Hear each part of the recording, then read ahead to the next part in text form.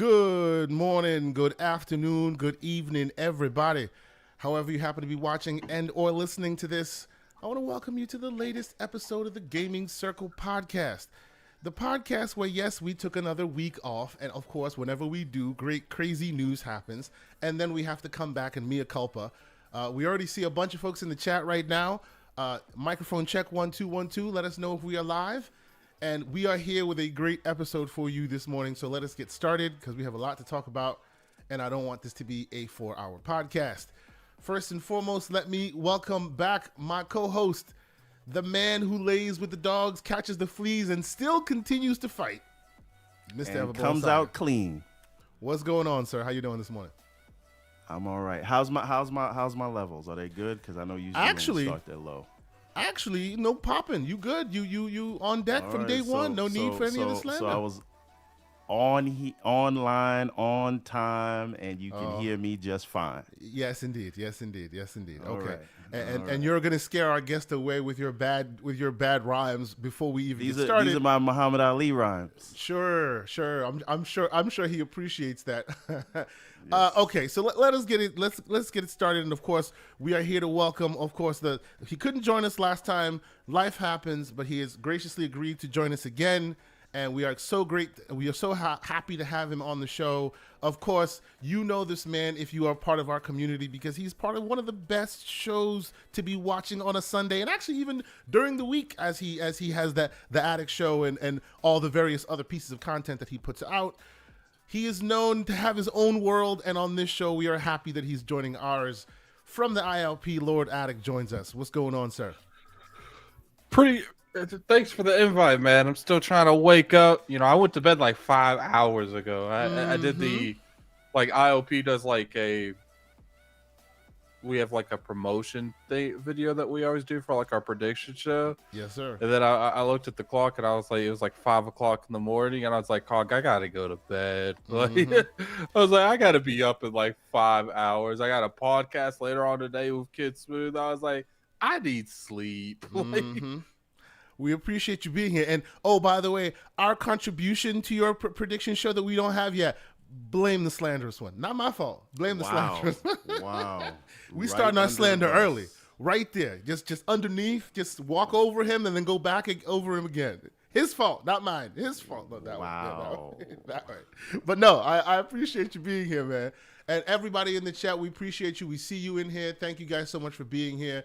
We see Lucius Augustus. We see a bunch of folks in here already this morning. We appreciate you guys. Yes, it's going to be a slanderous episode. That's what we're here for. But first off, before we get into some of the stuff the show proper, let me really quickly right off the top get a little bit of housekeeping notes out of the way. We did have some issues with an upload of last week's 2 weeks ago's episode of the Gaming Circle podcast. So of the upload for the audio, I should say. So right now, if you go up there, if you go to listen, you'll still hear 2 weeks ago's an episode behind. So I've been assured that has been now corrected. So once this show goes live, both shows will go live. So apologies for those who have come to depend on this on their commute, who listen to us in the audio form. We know we missed you. It will not happen again.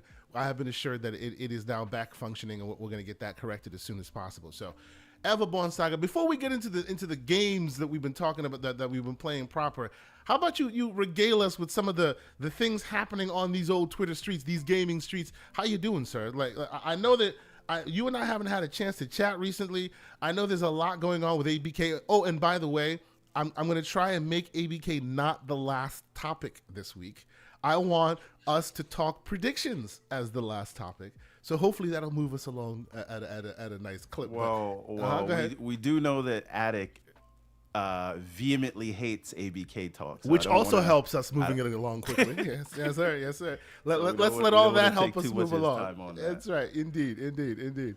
But yes, I know you're excited to at least chop it up, get people up to speed on the latest and greatest going on in the ABK world, no?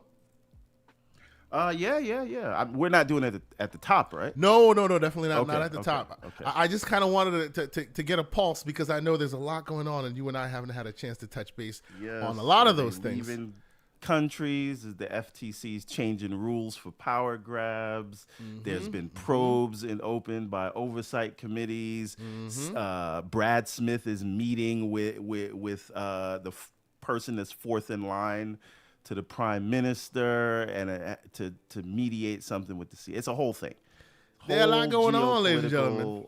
Mess going on there. But we promise it won't be the big show. It won't be the big topic of our show, because we also have game predictions and a showcase coming. So there's a lot of excitement going on. We are excited to get into it. So let us get into it properly. Let's talk about some news, some games that we have been playing. And I will let you get started. But before you get started, I will first and foremost apologize and also provide some slander for Xbox while apologizing, and regale y'all quickly with a short story of mine, which is you're looking right now at Diablo 4 footage on the screen.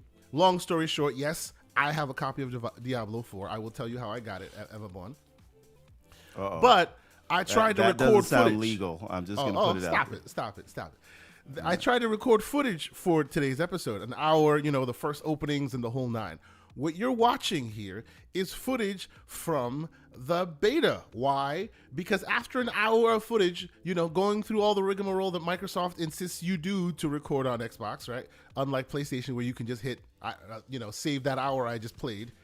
I did the whole thing, plugged in the SD, the external hard drive, the whole thing. Come to check my external hard drive today.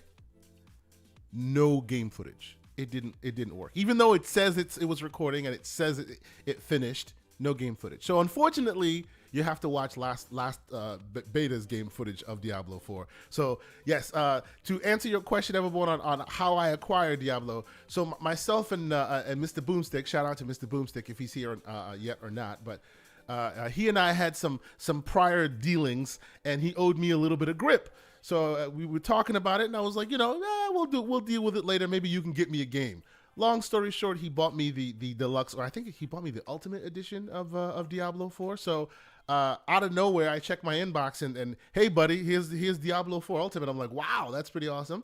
I wasn't initially planning on playing that day one, because I know that there's just so much still to go. And of course, we're going to talk about the Tears of the Kingdom of it all.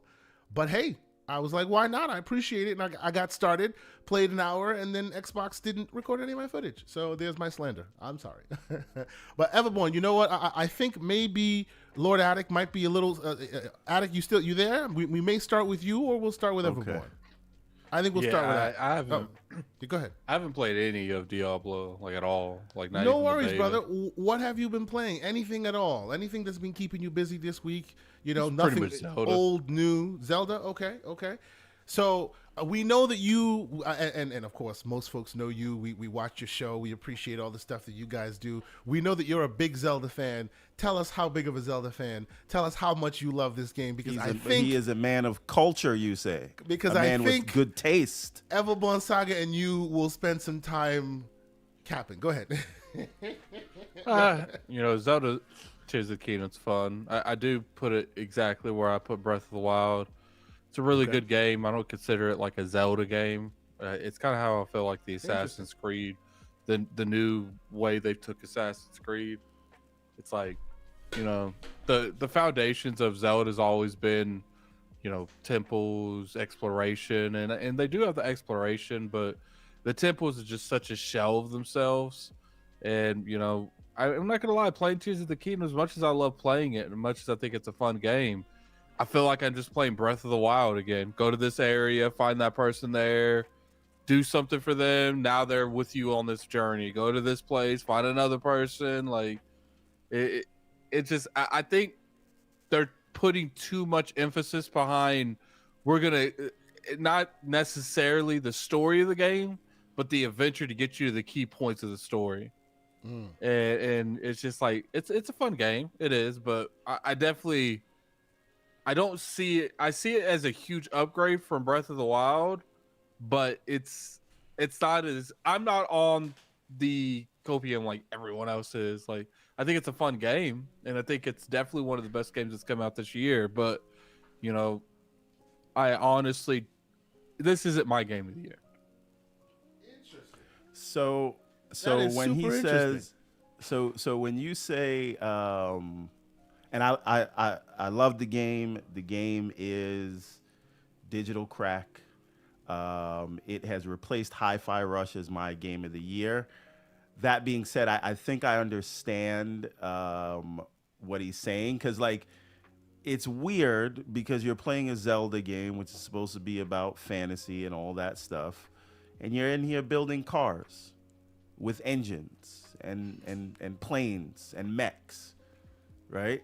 And it's a great new element. It's a great gameplay mechanic, but I can see the trepidation where someone would say, "This is great, but it's not Zelda." It's just So you guys think enjoy Zelda jumped the shark? Is that the case? No, I actually don't agree with Attic, but I do understand how he got there. And if you don't go along with this new thing, I wouldn't fault anyone for feeling the way Attic felt, because I absolutely see it. It's basically like I see the same thing, but I'm like I allow it because it's fun.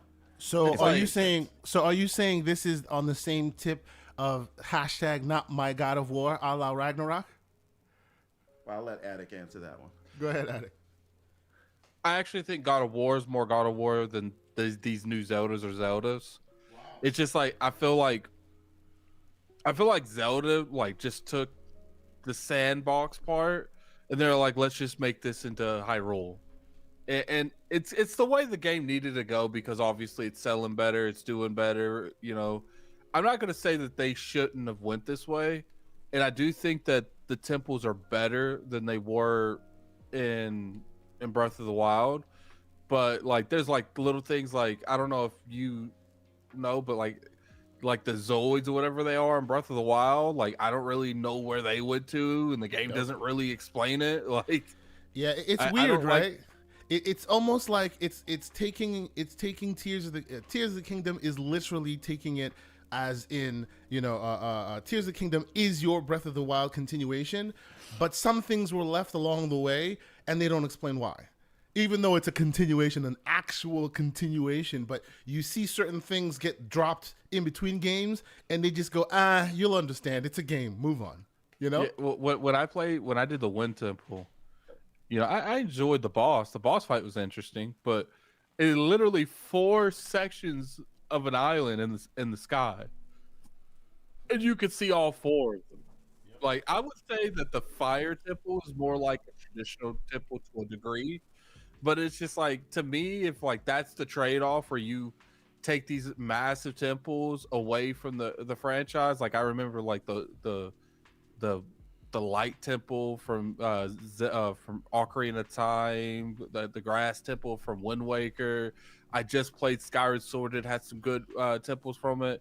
And then like when you play these temples, they feel a shell of themselves. Like it's like they don't care about them. Like, we'll put a little bit more energy into it, but it's just like I didn't like the Zoids, and I think these are actually better, especially like lore wise, but to a lot of degree, I just don't understand why they feel like going this drastic on temple changes is good for the franchise. Like, it's like they spent you spend, and I understand that they needed to do something different with the franchise, but it's just like I felt like there could have been a better middle ground.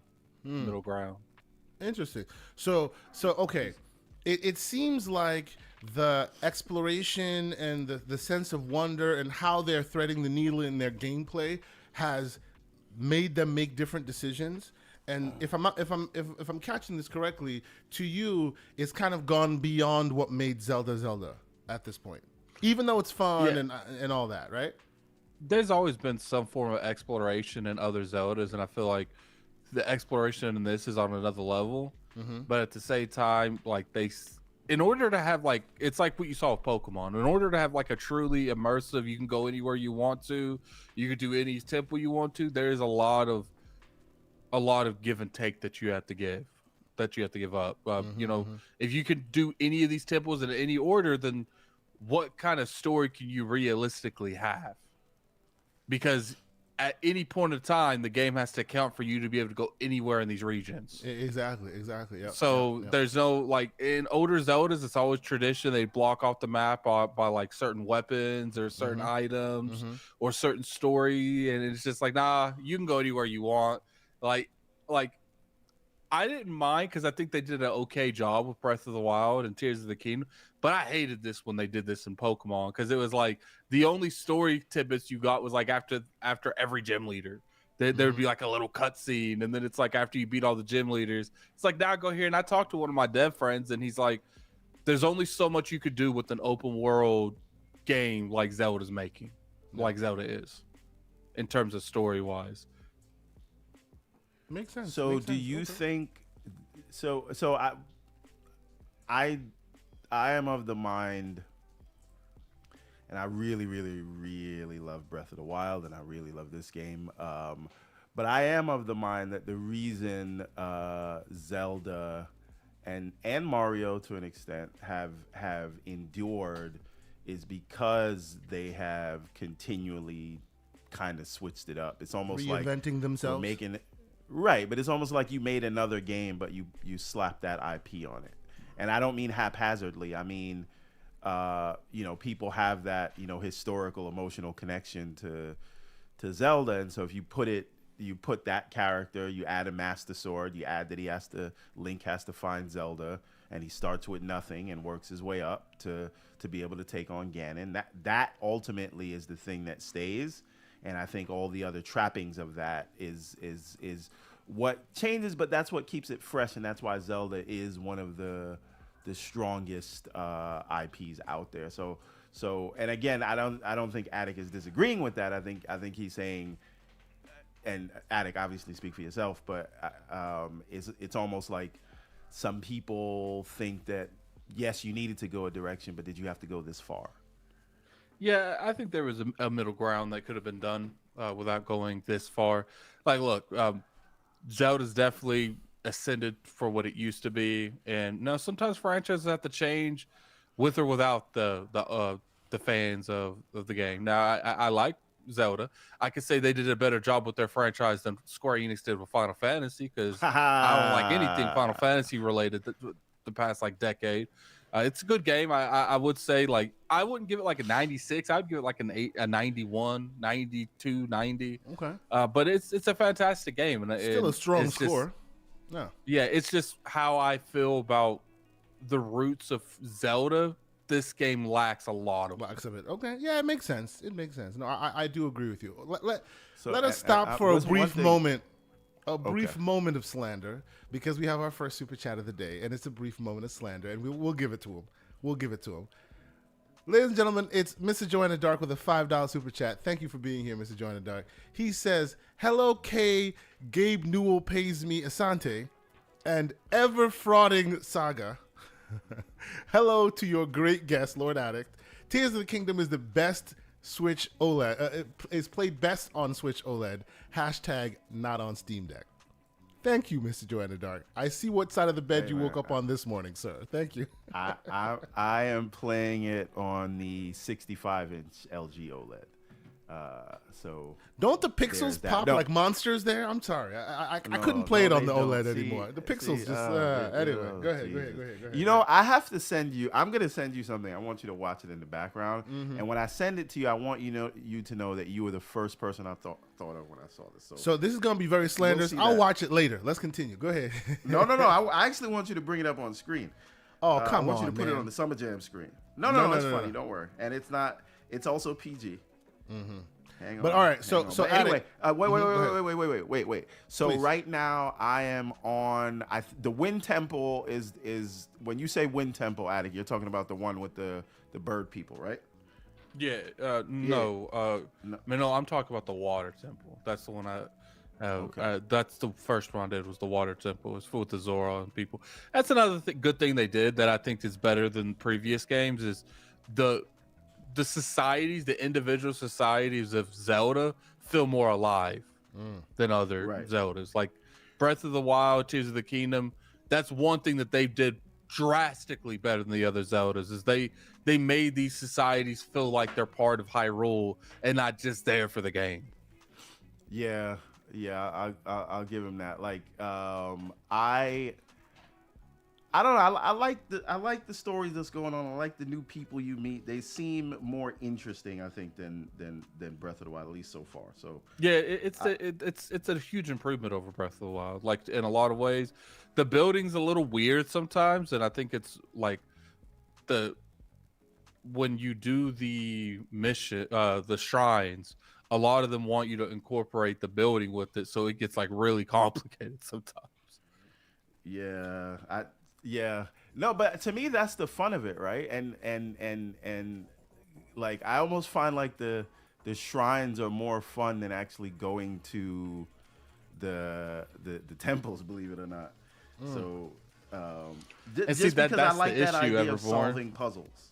Oh, That's the biggest issue. It's like this is Zelda we're talking about, and there's a lot of people that prefer them shrines over the temples. Like, it's just like so far I've done 3 temples, and none of the temples I've played could be any of the temples I've played in previous Zelda games.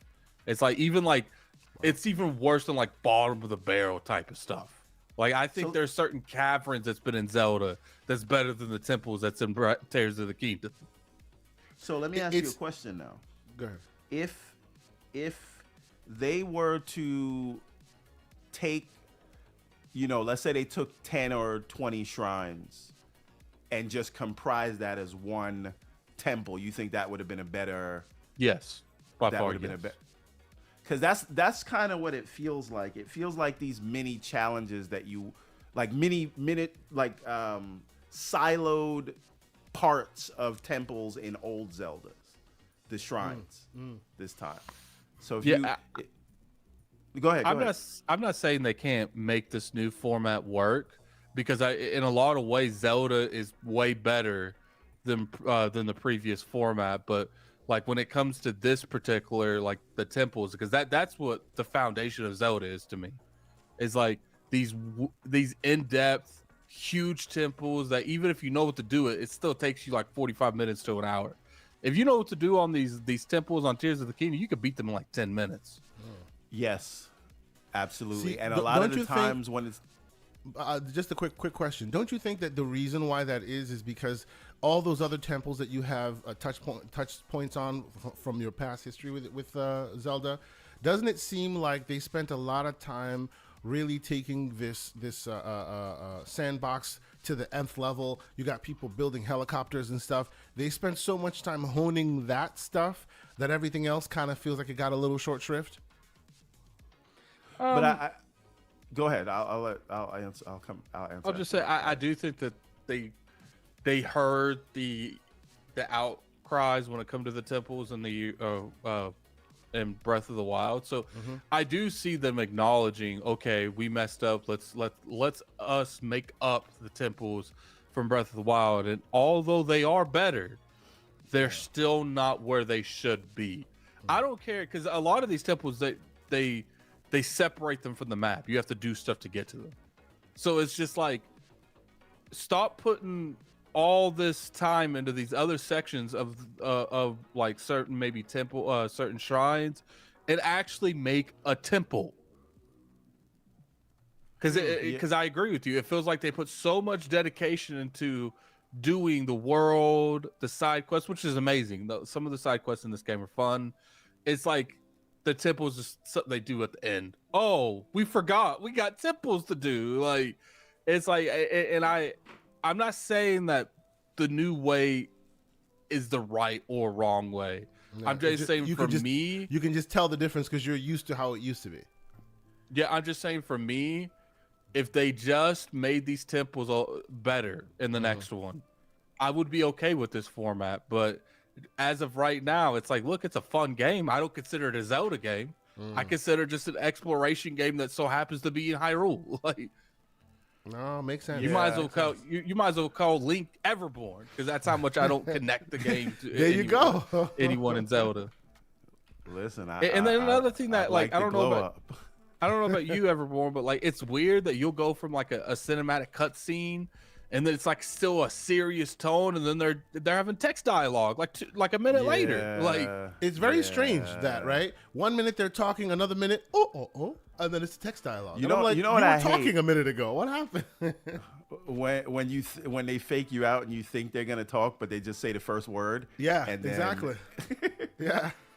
You know, you can feel the budget constraint right at that moment. You could just feel it. I don't know why, but I just feel like, come on, Nintendo, you could have given them a little bit more money. Like Nintendo, they made so much money off Breath of the Wild. Just pay it, man. You know what's funny? It's like I'd rather them go out and get amateurs that are trying to bust into the voice acting field that are cheaper, that are actually good, than just not do it.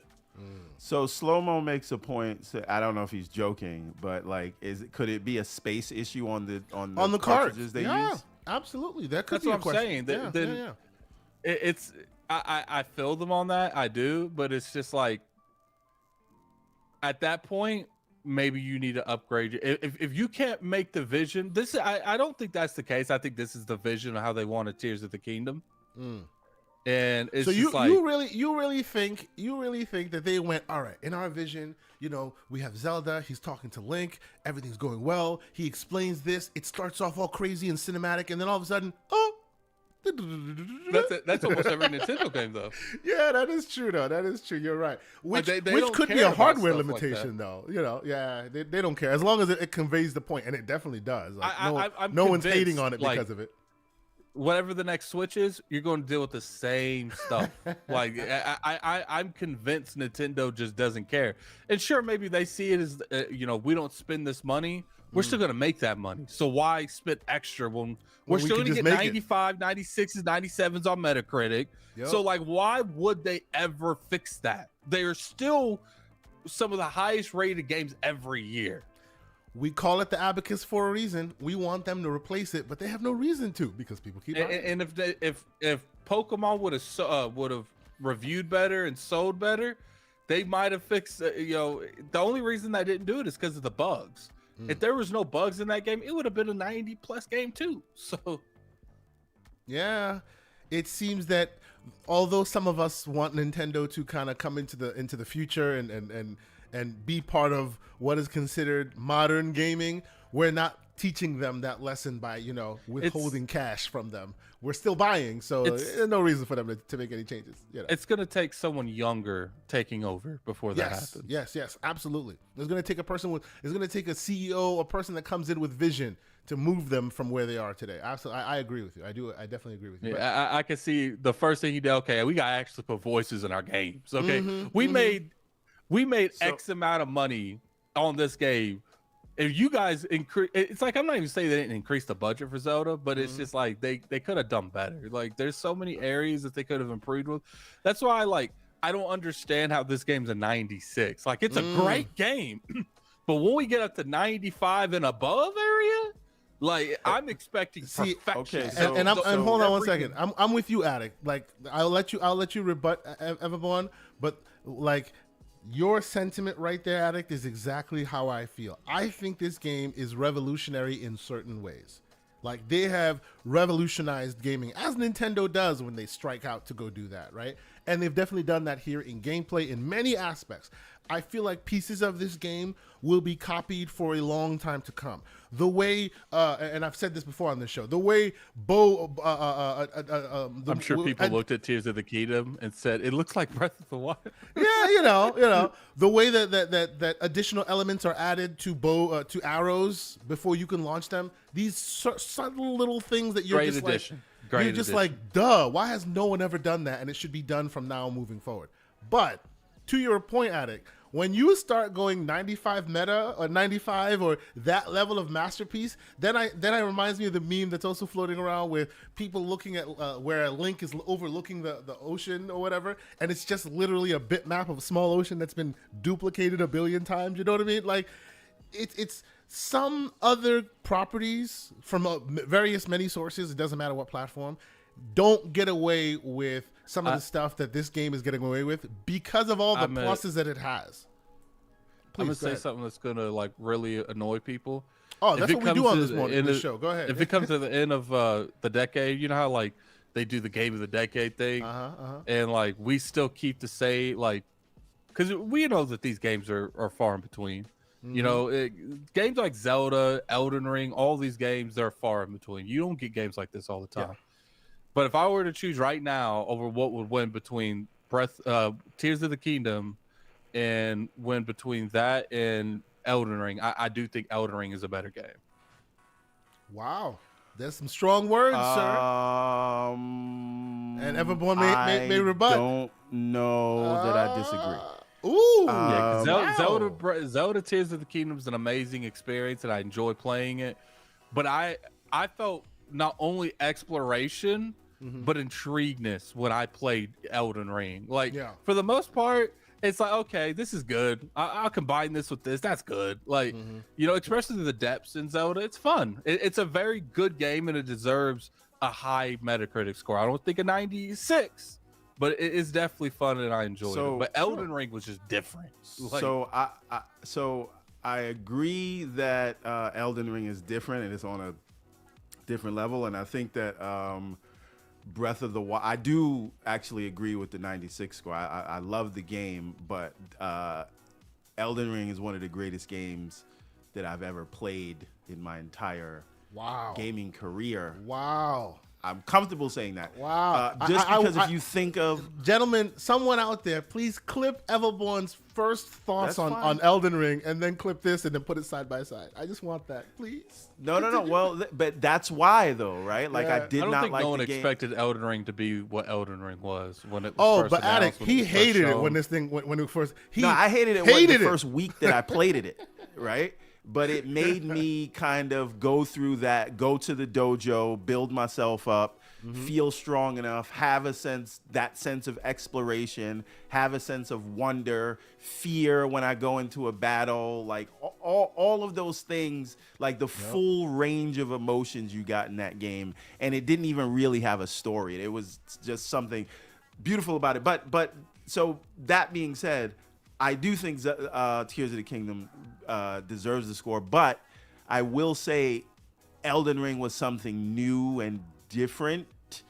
And I know it's like, okay, open world Souls games, but... I'm just going to leave that slow-mo comment to just sit there real quick. Those who read it can have a nice chuckle. Continue, everyone. Okay, sure. But hey, but you can make it easy if you farm before, so you're OP for every battle. But anyway, with Tears of the Kingdom, it is an amazing evolution of Breath of the Wild, right? And so, right, they had a foundation to build on, and I just think that Elden Ring, for me, at least in the way that I feel about playing that, like I have some of the Elden Ring emotions that you get for exploration, but it's not all of the not what you get here. So Elden Ring's exploration hit different. It did. Yeah. Like, so, even when I'm in the depths, Everborn, and they expect you to be scared with the dark, I just throw a couple of the little bloomy flowers down. I'm good. Exactly. Like, it's not a big deal. I see something in the distance, and I'm like, okay, like you just take an arrow to the head or an arrow to the knee. Like, I'm good. Like, Slow-mo's bringing up the fact that I was caught for 2 months on the fire giant. That's not an exaggeration. It was literally 2 months before I beat that son of a bitch. See, sorry, you notice what Attic is saying. Attic is basically calling Tears of the Kingdom Daddy's first roguelike. Well, actually, Soulsborne, I should say. Well, you know, it's fun, but it doesn't tap into that real stress that a Soulsborne can really give you. And well, it's not even just the real stress. Like, when you're on the map on Elden Ring and you go to the wrong part of the map, and there's like the Solemn's Eye thing in the map, like there's so many things that happen that you're just like, oh okay, that just happened. Like you're just dead, and there's nothing you could do. You went into the wrong area, and then you see those giant things with the giant temples on them. Like it hit different. And like a lot of Tears of the Kingdom and Breath of the Wild, as much as I love them games, they don't have nothing like those. Like the most like exotic thing I would say that I've seen in those games is like the dragons that are flying around. But you know, that doesn't take nothing away from Tears of the Kingdom. Like I truly believe Starfield's the only game that could beat Tears of the Kingdom for Game of the Year, because I think it's going to take an RPG to fight Zelda. But I don't like. Wow, are you acknowledging that Final Fantasy 16 is not a real RPG, or what are you saying? No, that game. I'm just asking I hope that game gets Game of the Year. I'm a huge Final Fantasy fan, but there's a reason that not many people are pre-ordering that, because Final Fantasy fans have been burnt one too many times, and now you're finally starting to see that. It is just like I don't think that 16 has no shot to beat it, but I do think it's going to take like that big Western RPG that, because if you look at it, like when those games come out, they win. Witcher, Dragon Age, Skyrim. When those games hit, so they basically win. what you're saying, any game that comes out with dragons wins. Everyone you've pointed out has been a game with dragons. Dragons right? always help, but Zelda got dragons too. So indeed. It's just gonna be one of those things where it's I truly do think Starfield has a chance. Yeah, it might not be a big chance, but I do think it's the only game that could really contend with Zelda. It's the only game in the zeitgeist that people think can contend. We'll see how it goes when it comes out, but it's the only one that people think. I agree with you. Go ahead, everyone, and then we'll let you get the last word. I think they can cancel the Game Awards now, because it's just going to go to Zelda. It's over. It's almost a waste of time. Yeah, most likely it's going to Zelda. But I will say that Starfield, to me, could have the potential if done right, because I believe in the studio that's making Starfield. Now, do you believe there's an Xbox tax at the Game Awards, so the game will be looked at less favorably than it would if it was everywhere? As long as the game is good. See, here's the thing, like, regardless how they feel about a certain studio or feel about a certain game, you can't deny greatness. And as long as Starfield hits that bar, can't deny it. Now, I think it would, all it takes is just them making a good game. And I believe in the studio, and I think they could easily do that. But, I hear something like 1,000 Planets, and I'm just like, I'm looking at like the same way I look at like Zelda. It's like, okay, did you look too much about exploration and not about the rest of the aspects of a game? Doesn't mean it's going to be a bad game, but little things like that matter when you're reviewing a game, and little things like that matter when you're going up against something like Zelda. Most likely Zelda will win Game of the Year, and if Starfield wants to beat that, they're going to have to come there in huge waves. So, okay. Yeah. Well, let's thread the needle that you're discussing right now as far as that. Wait a minute. Just let me add one. Let me throw one bomb into here. Go ahead. Provided Spider-Man comes out this year, you don't think that has a shot? Not really. I mean, I liked what I saw, but to me, it's like I said, like, maybe it will a little bit better because they'll have recency bias. It'll probably come out a couple months before the Game Awards. And that's if it even comes out this year, because we the 6 months of the year, we don't have a release date for a game that's supposed to come out in 2 or 3 months. Sure, they did it with God of War, but it doesn't happen often. So, I would love to see it be good enough to compete with like Zelda, but like right now, I don't even know if Starfield's going to compete with Zelda. So it's hard for me to see anything beat Zelda until I play the game. Yep, absolutely. You know what? I want to, as I was saying, everyone, I want to transition to that Xbox tax, because I want to talk about a few more games that have come out. We have a few reviews out there. I want to get your opinions on it. Before we move forward, I will ask folks, please hit that like button if you haven't done so. We see 127 folks in here. Thank you guys so much for checking us out on a Saturday morning. I see 47 likes. Let's get that get the likes up. Let folks know we're here. If you have not subscribed to the channel, please consider doing so. We do this every Saturday morning, and we appreciate all your support. Let us switch to some actual. Let's talk about some news, but not just news, but news while talking about these games here, right? Because as you guys know, and what happened to my screen here? Oh, I lost something on my screen. Let's make sure the screen comes back, ladies and gentlemen. Hey, I got my contractor calling me. I'll just be on pause for a second. Yeah, no worries. Go ahead. No worries. Yeah. So, and I'll direct this at you, Attic, first, because I don't know. How are you at Street Fighter? Have you played Street Fighter? Because Street Fighter is also out here, and it's also getting a lot. Head-to-head fighters. You stay away from head-to-head fighters. Okay. Yeah, Okay. I don't play them that often. It's getting a 92 meta right now. And That's cute. Still not winning game of the year though. No. Definitely not winning game of the year. But it's unfortunate Everborn stepped away real quick because he always. It's good for fighter fans though. It is. It is amazing for fighter fans. It looks like Street Fighter is definitely back in a big way. He seems to suggest that the reason why there's an Xbox tax is that even if it's a multi-plat, the amount of people that review it on Xbox is far less than the amount of people that want to review it on other platforms, and as such, it makes those numbers go down a lot. Right, and I think Street Fighter is an apt example. So like Street Fighter is getting a 92 right now, right, and this is on PS5. On Series X, it's a 89, right? And why would that be? It could possibly be the exact same review, right? People could still really, really like it, but the difference is on the PlayStation 5 side, there's 74 people that have reviewed it, and on the Series X side, there's only 13. So the pot's smaller, so it makes it move around more left and right. What do you think of that notion? Because of that, it always tends to skew lower on Xbox side than PlayStation. What are your thoughts? I don't like how they separate the copies like that. I think they should do what OpenCritic does and just review them both together. Yeah. I know for a fact after reviewing games for so long that there's a lot of incidences where you'll ask for an Xbox code and they're like, yo, we got very limited Xbox codes, but we got PlayStation codes. That's marketing stuff. That's PlayStation trying to pad their numbers down. Yeah.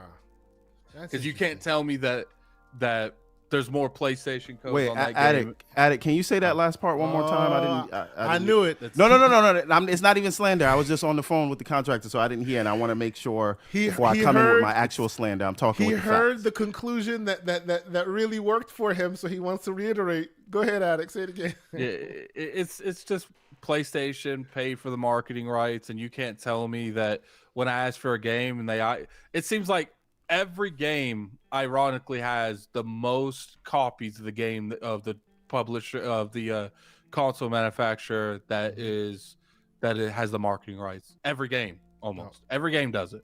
So it's just like, and I don't really, because most of the Xbox games they don't really go on PlayStation, and for the most part, like when I ask for an Xbox code, sometimes I'll have to wait like like Jedi Survivor, for instance. Like I had to wait till like the last minute for the game. Wow. Okay. But PlayStation codes were already out. Interesting. Okay. That's an interesting conversation to be had right there. And do you think that they did that maliciously, or is that because the priority is PlayStation because they are the market leader? More people want to play there, so we'll make those codes available first. What do you think it is? I think sometimes it has to do with, a patch is under certification, so they want to show it. And then some certain publishers, they want to make sure the platform that runs their game the best the reviews are playing. But I do think that a lot of it has to do with the marketing rights. I truly believe that. Go ahead. So this sort of for me started with Sonic Frontiers, where because I hadn't been paying attention to the number of reviews on each, but it was something like, because I figured Sonic Frontiers be mostly played on the Switch, right? Just because the kind of game it was. And if you look at the review breakdown between Xbox, Switch, and PlayStation, I think it's like 80 reviews on PlayStation and 5 on Xbox, and maybe so let's not let the fact that the game is terrible. I'm sorry. Let's not let the fact that most people think the game is terrible negate the point. Actually, people gave it an 8.2. So keep going. I know. I'm just being slanderous. 89 reviews on PS5, 12 reviews on on Series X. So on this one, your point is apt. Check the Switch also. 22, which is very strange. It's like PS5 is the only one that got. And so we can't say it's a market share thing. Yeah. Right. You would think Switch has maybe more units out there than PlayStation. Let's check who owns the marketing rights to that game. Who marketed that game? I don't think Sony marketed that. Yeah, I don't think so They either. were never on stage there. Yeah. I think Nintendo had the marketing rights, as a matter of fact. They were the first to show it, actually, in one of their I will directs. say They were when the it comes only to- ones to show it at their showcase. I will Sorry, say go when ahead. it comes to situations like that, people probably did not request the Switch copy of that game. Probably, So, yeah, probably. You know, yeah. For that might be one of obvious those hardware incidences where reasons. yeah, it's like, look, I want to play this game actually at 60 frames. I ain't trying to play this at 30. You know, it's like I said, it's a case by case thing, but I've literally been told by publishers in the past, we don't have Xbox codes at the moment, but we have PlayStation codes. You take that how you want it. It could be a variety of different things of the reason that happens. This industry's full of stuff, but 9 times out of 10, even if it is the way the game runs, I've seen and heard in the industry that it's not necessarily that the what's the word I'm looking for? They focus more on PlayStation because of their market leader. They focus more on PlayStation development and really optimize that one because PlayStation's giving them a lot of money in marketing. Marketing is mad expensive. And you know, I'm not saying it's right. I'm not saying it's wrong. I'm just saying, look, you got the money and you're willing to pay stuff. You can make the world go round. So are you saying, Attic, I just want to quick add one quick question. So are you saying that if you, publisher, right, come to Sony and your game is trash, let's just be clear, abandoned level trash, right? But you got the grip, you got the money to back it up to then get Sony to market it for you. They will do so if your money is correct, even if the substance that you're marketing isn't necessarily up to par. I would think that they would push back on that. No? PlayStation pays you to market, not the other way around. Oh yeah, of course. Yeah, depending on the substance of the content that you're offering. So they'll decide if your game is worth the marketing, and then they'll negotiate with you marketing dollars, and as such, it's up to you to make sure it adheres to that high standard, right? Yeah, I think what it is when these console manufacturers go and play the games that they're marketing, you know, I think that not necessarily they go through there and they're like, yo, make our version better than Xbox. I think they know PlayStation's going to be playing their game, so they're always working more on the PlayStation version. Because obviously you want your partners to be happy. They're paying you marketing budget. Exactly, so you're naturally going to want to make sure the version they play is superior. Well, not necessarily superior, but it runs good. But it runs well, of course. Yeah, no, I understand. Oh, So, quick addition. We have Risk It for the Biscuit. Shout out to Risk It. He's in here with a $3 super chat saying, once it, and I suspect he's talking in relation to reviewers wanting to play PlayStation versions more than anything else. He says it also creates an inherent bias that tends to, overshadow the Xbox in favor of the PlayStation, which is a point that many people have made. I appreciate you bringing that up and appreciate you for being here, sir. Mr. Avabon Saga, you were going to say? Well, firstly, Slow-Mo in the chat says pop-in Frontiers, and I would just like to point out that I believe that Tears of the Kingdom has more pop-in than Sonic Frontiers, but that's neither here nor there. Regarding these reviews, I mean, you're arguing the blue rat by providing the abacus. I'm sorry, that just doesn't seem. I'm just saying. Like it's just what I'm saying. Yes, it is right? what you're saying. Go ahead. And Sonic does not have pop-in if you were to emulate it like you're doing with Tears of the Kingdom, sir. So there's Continue, that. But sir, anyway, continue. now, so this whole Xbox, and I know it sounds like we're doing this conspiracy theory stuff, and we don't want to hold Xbox accountable and blah blah blah. All we do on here every week is like we always do like a 10-minute segment of me complaining about Xbox not showing the power of the hardware, and you can't leave it up to other people. And I don't subscribe to the technical devs things because the devs aren't going to do it if you won't do it yourself. Blah blah blah. We've done it many times. Saying, we've said that many times. Yes. What I am saying is you cannot deny these numbers. Look at every multi-plat game and how many reviews come from the Xbox versus PlayStation, and that tells you where, by and large, by sometimes tenfold, 9 or tenfold, reviewers are playing on PlayStation. So what does that tell you that these human beings, because they're all human beings, they're not robots yet. Soon ChatGPT will be doing their jobs. AI reviewers, ladies and gentlemen. What is yes. what does that tell you about these human beings' preference? And if that is your preference, how objective can we hope that all of them are in the aggregate when they're going to look at Starfield, which is not going to be on their preferred platform, when they know that there's a world where it could have been? No.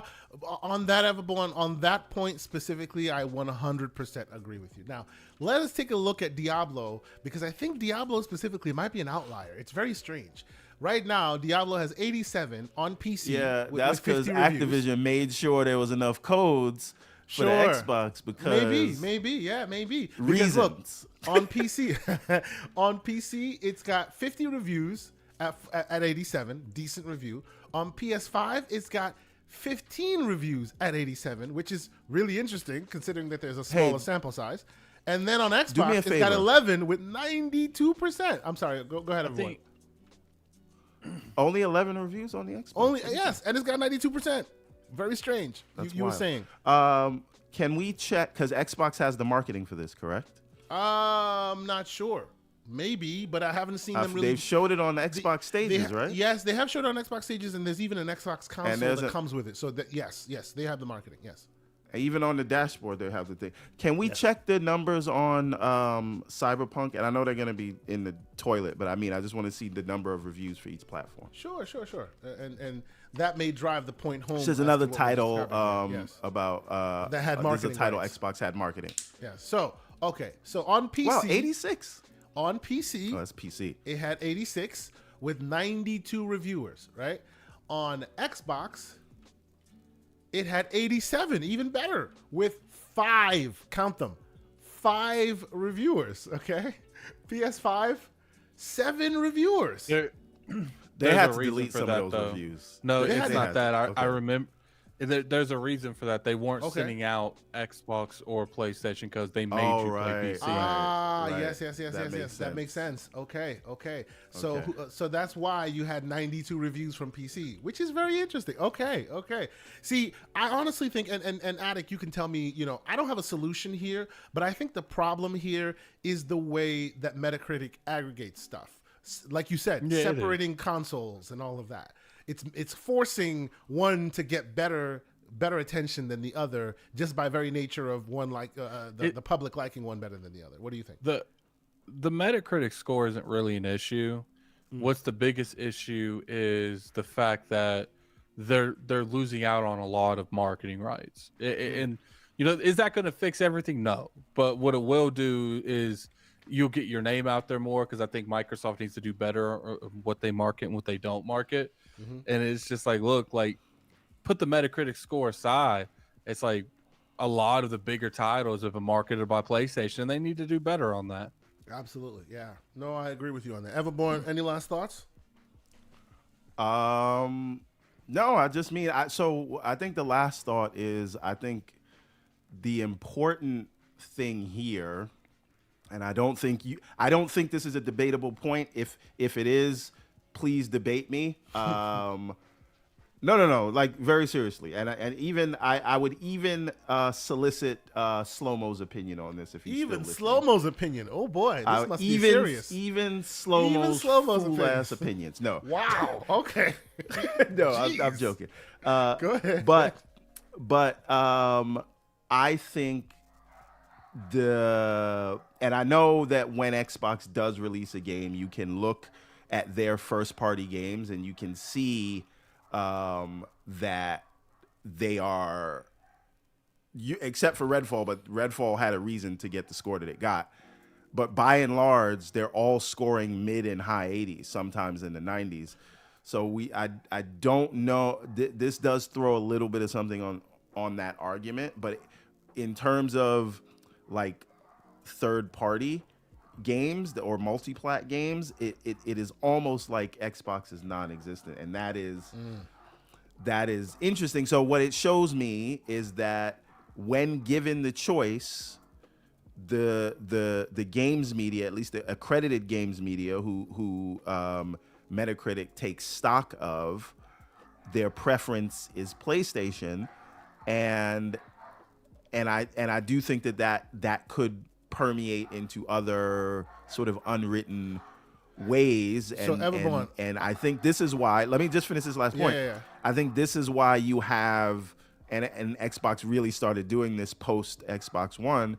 They started going direct to the fans, and I think that why you have so many Xbox content creators, because I feel like if you really want to get a fair shake, listen to what Attic has to say about it versus IGN, right? Listen to what. Sure. Yeah. So. But I guess the question what I'm going to add to yours is though. So listen to the content creators that you trust. Look at True King Gaming's question, statement on it, and shout out to you for being here. Thank you for checking out our stuff.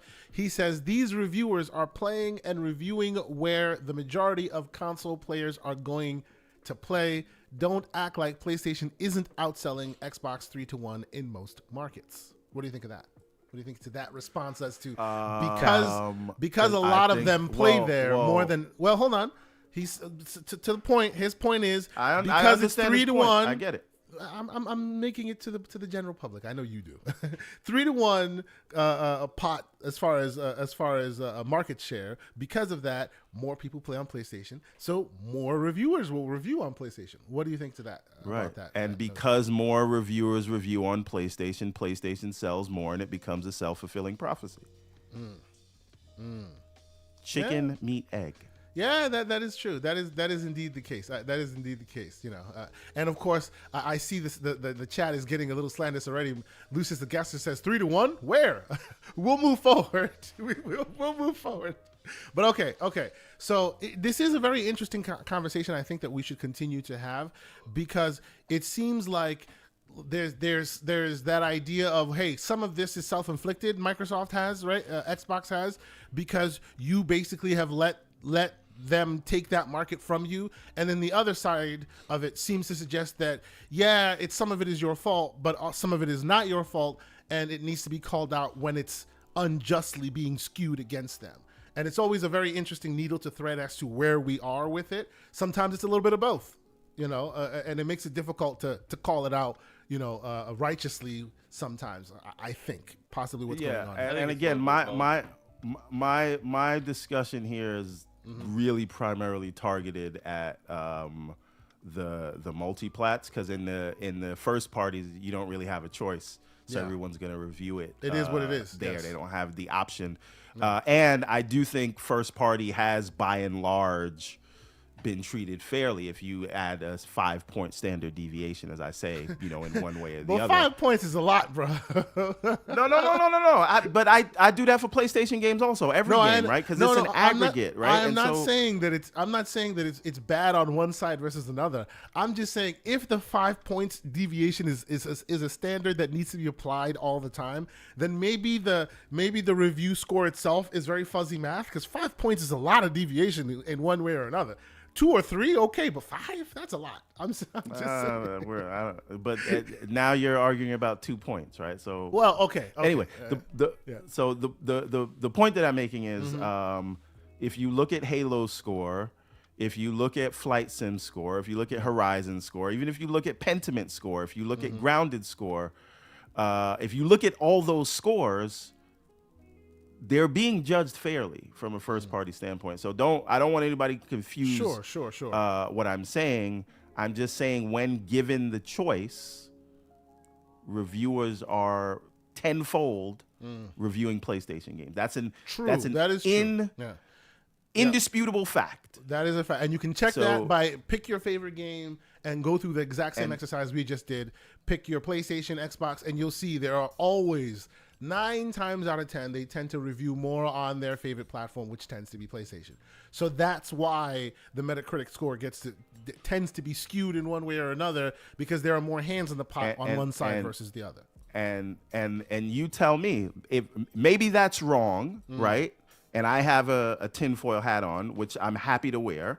But let's look at the counterfactual, where it's not the games media and the reviewers, and it's the publishers. Yeah. And the publishers are saying, show it on the PlayStation. What does that mean? Yeah. Yeah, no, I hear you. Okay, so two things. One, a quick super chat. Thank you, Jax82, for the $5 super chat. He says, I wanted to play Diablo 4 on my Xbox. I kept getting timed out on the beta version, but PlayStation, it worked fine, as well as PC. Don't understand. Honestly, on that point, I think it might have been just the time you were playing it, because I will tell you, opening weekend of the now opening weekend, it's not officially launched yet, but if you buy the deluxe edition, you have that. During this time frame, it seems that it's actually working worse on PlayStation side than on Xbox. As of right now, I haven't checked as the show started, but when I was playing it a couple hours ago, it was saying that they have things in their support that says if you're on PlayStation, they're having authentication errors right now. So, the fact that it was playing smooth on PlayStation before may have just been that they're working out the kinks on one versus another, because right now they're having kinks on PlayStation side versus Xbox. So that may not necessarily be a malicious kind of thing, one or another. It just may be the timing necessarily that you yourself were looking at it. So we'll leave that there. Let's see here. So, yes, final thing on this review stuff, and then we'll move forward. Goat Reviews asks the question, curious about Minecraft Legends reviewed more on PlayStation than Xbox. That's an interesting one, because if you are right, Everborn, then even on that one, we may actually see more reviews on PlayStation than we see on Xbox. Let's see, because it is Minecraft Legends. Let's see, Minecraft Legends. Forgive the immediate, let's see, Minecraft Legends. Here you go. So on PC, it got a 65, right? And it was reviewed by 32 reviewers. On PlayStation, it got not reviewed at all. It got 2 reviews, but no one else reviewed it. So on PC, 65. On Series X, 60 reviews with 7.1. So this one might break it a little bit, because it feels like people didn't even want to review it. People on PlayStation didn't even want to review it, even though it was there, right? So the only real attention you're seeing here is on PC, which is 32 reviews, and on Xbox, which is 60 reviews. Let's see the Switch real quick before we move forward here. The Switch also only 2 reviews. Very strange. It seems like they only made it available. It's a first-party Xbox game. True. But it was also on PC. Microsoft, it's also on Xbox. Also on Switch, yes, and on PS5. But Microsoft is the one giving out the review codes in that case. It's not. So they probably only gave out on PC or on Xbox. Makes sense. Exactly. No soup for you. Okay. Yeah, it is an interesting way of forensically looking at how it's working in the background. It's very interesting. And Addict, I appreciate your additional details there, because I think some people may not necessarily know how it works in the background as far as how you request reviews or what reviews are given. So that stuff really helps make people understand a bit better what's going on in the background. So I think that's really cool. Let us move forward from this reviews talk, and I want to talk just briefly about Hi-Fi Rush, because Everborn Saga brought it up, and there's an idea here. Real quick, it looks like fantastic game. Yes, it is, and it looks like Steam the Steam that a DB lot of people update try to ignore because of Redfall. Through Steam DB updates, which Steam DB, if you don't know, that's basically where the index of Steam on PC. If you're curious, so most people tend to scour those pages to see if something new's coming. You'll tend to see it there, and it looks like people are seeing more achievements for this game than was originally listed, which basically speaks to, hey, there is DLC coming. Everborn Saga, I know you and I were super hyped for this game when it first came out. We finished it. We threw so many flowers at it. We were hoping for different genres in music. Where do you think this DLC is going? Are we getting our hip hop version of Hi-Fi Rush, do you think? That would be a dream come true, but no, I don't think we're I don't think we're gonna get that. If they add new levels, that would be amazing. But I want, I wonder if these are just some like cosmetic and new challenges for the achievements. We'll see if it has a presence at the show like that. That'll be just fantastic. I really think this is a breakout game, and I can't sing its praises enough, even though some people wanted us to believe it was a flop. Here we go. Other people see what happened with Redfall and pretend that this didn't come out and pretend that that was their first, that Redfall is an indication of everything while completely ignoring this. So Xbox gets none of the credit for Hi-Fi Rush, but all the blame for Redfall. Goat Reviews with a great comment saying, let's see, what would Hi-Fi Rush's review score have been if it was new to Nintendo IP? Say 94 to 96. That Xbox tax is real, he's saying. Yeah, I don't want to get into that because I think I would have scored it in the 90s if I was reviewing it, but I still think the score that it got was very fair. So I don't, and I think what's important with the way Hi-Fi Rush was launched is that the reviews, and I think it scored in the 80 something, and everyone who reviewed it was nothing but positive on it, including Digital Foundry and everybody else.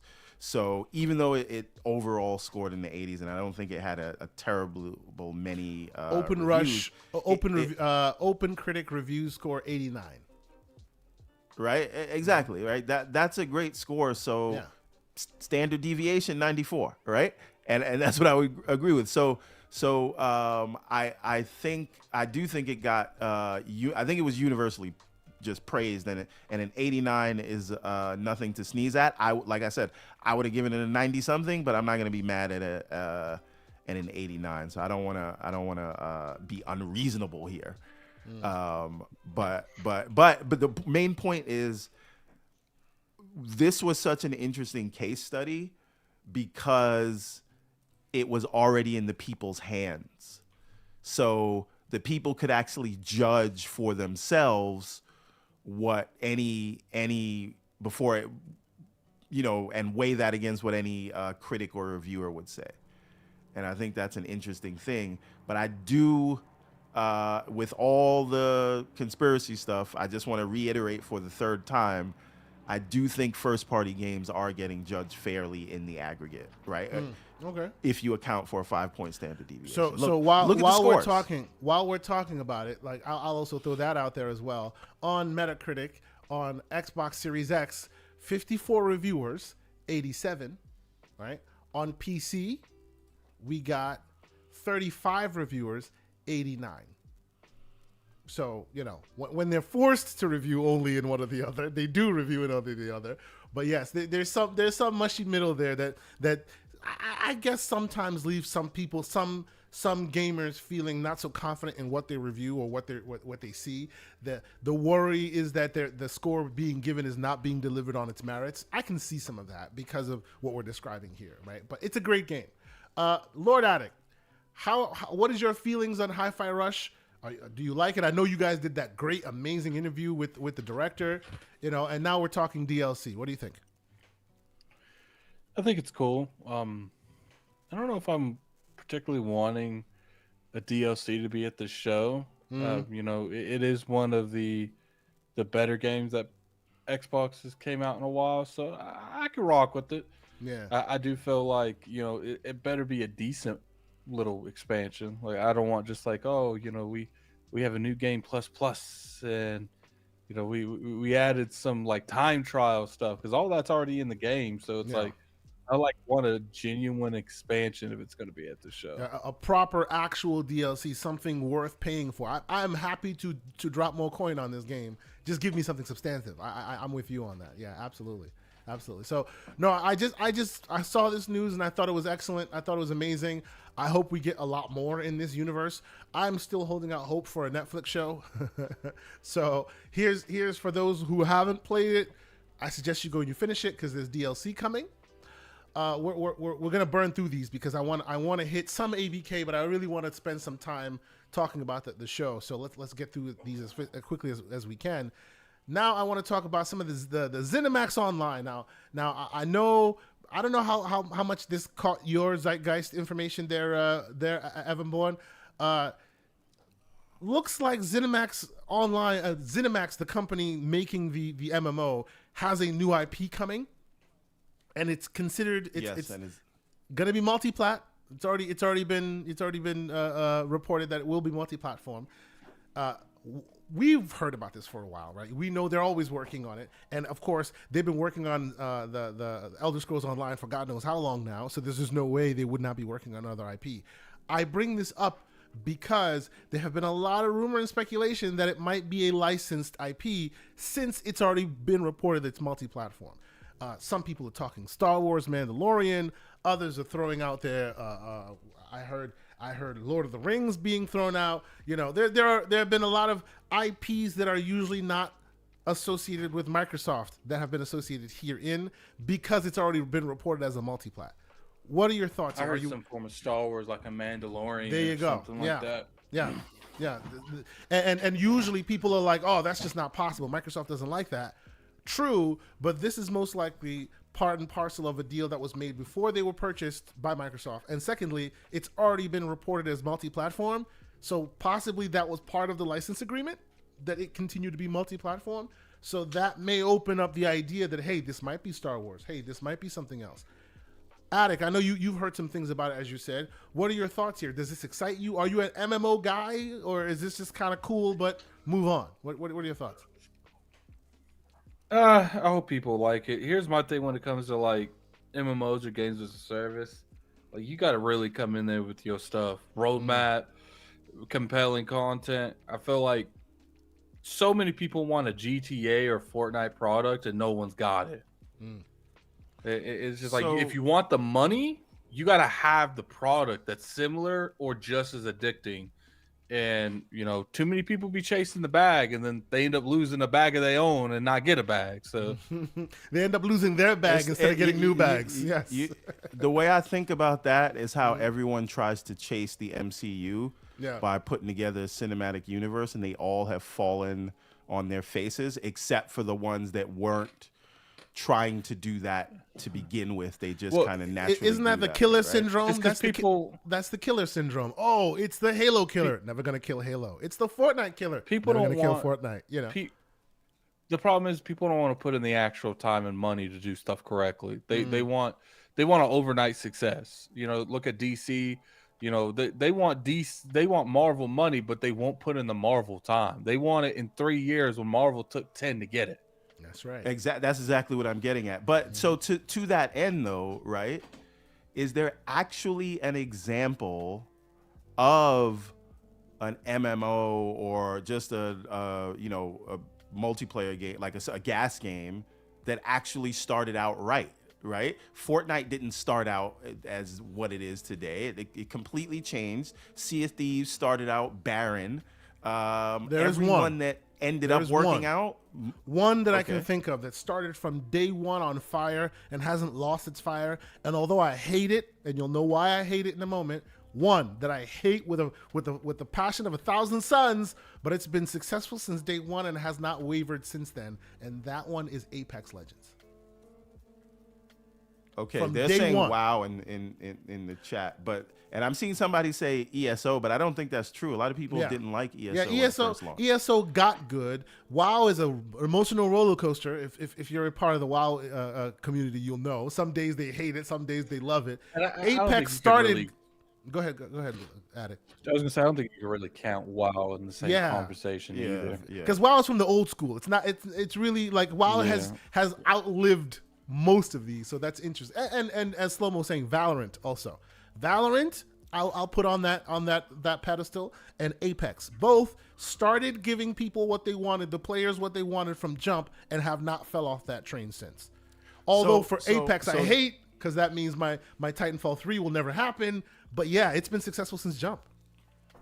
But to that point, those seem like the outliers, right? And so if we're looking at the ones that have, become successful, and I'm only saying this to say even if one of these games doesn't knock it out of the park on day one, that is not the death nail for the service. It's how fast you can get your foot in. That's the question. I just assume every gas game to not be great on day one. They'll collect data, and the ones that will keep going are the ones that can adapt quick enough based on the key metrics that they get from people. But before we move on, let's quickly ask the question. 2 questions. 1, is this going to be that licensed IP we've been looking for? Is this the Marvel IP? Is this the Star Wars IP we've been looking for? That's 1. And 2, will this maybe show up at the show? I will ask you first, Lord Addict. Even if it's a brand thing, I don't think it's what we're looking for. Like, people don't. When people are saying that like Xbox needs a these are not the licensed stuff, properties you're looking for. yeah, this isn't. It's not even a licensed property. What if this turned out to be Indiana Jones? Wow. Okay. The Indiana Jones verse. And everybody's indie walking around with a whip. Yeah. I think people want something different than this. Yeah. And if this game does good, it does good. It's got a pretty strong licensing behind it, especially if it's Star Wars and The Mandalorian. But it's like, this isn't what Microsoft wanted. And, we've seen what's happened to a lot of these like big co-op, big multiplayer MMO expansions and push that ZeniMax done. It didn't end well. We just saw Redfall. So it's just like, I hope they actually did this properly and didn't, we just want to make money and we think that just licensing an IP is going to do it. Yeah, you'll probably trick some people, but it's going to damage your overall reputation. So it's just like, I hope they actually did it right. Yeah. No, I agree with you. I definitely agree with you.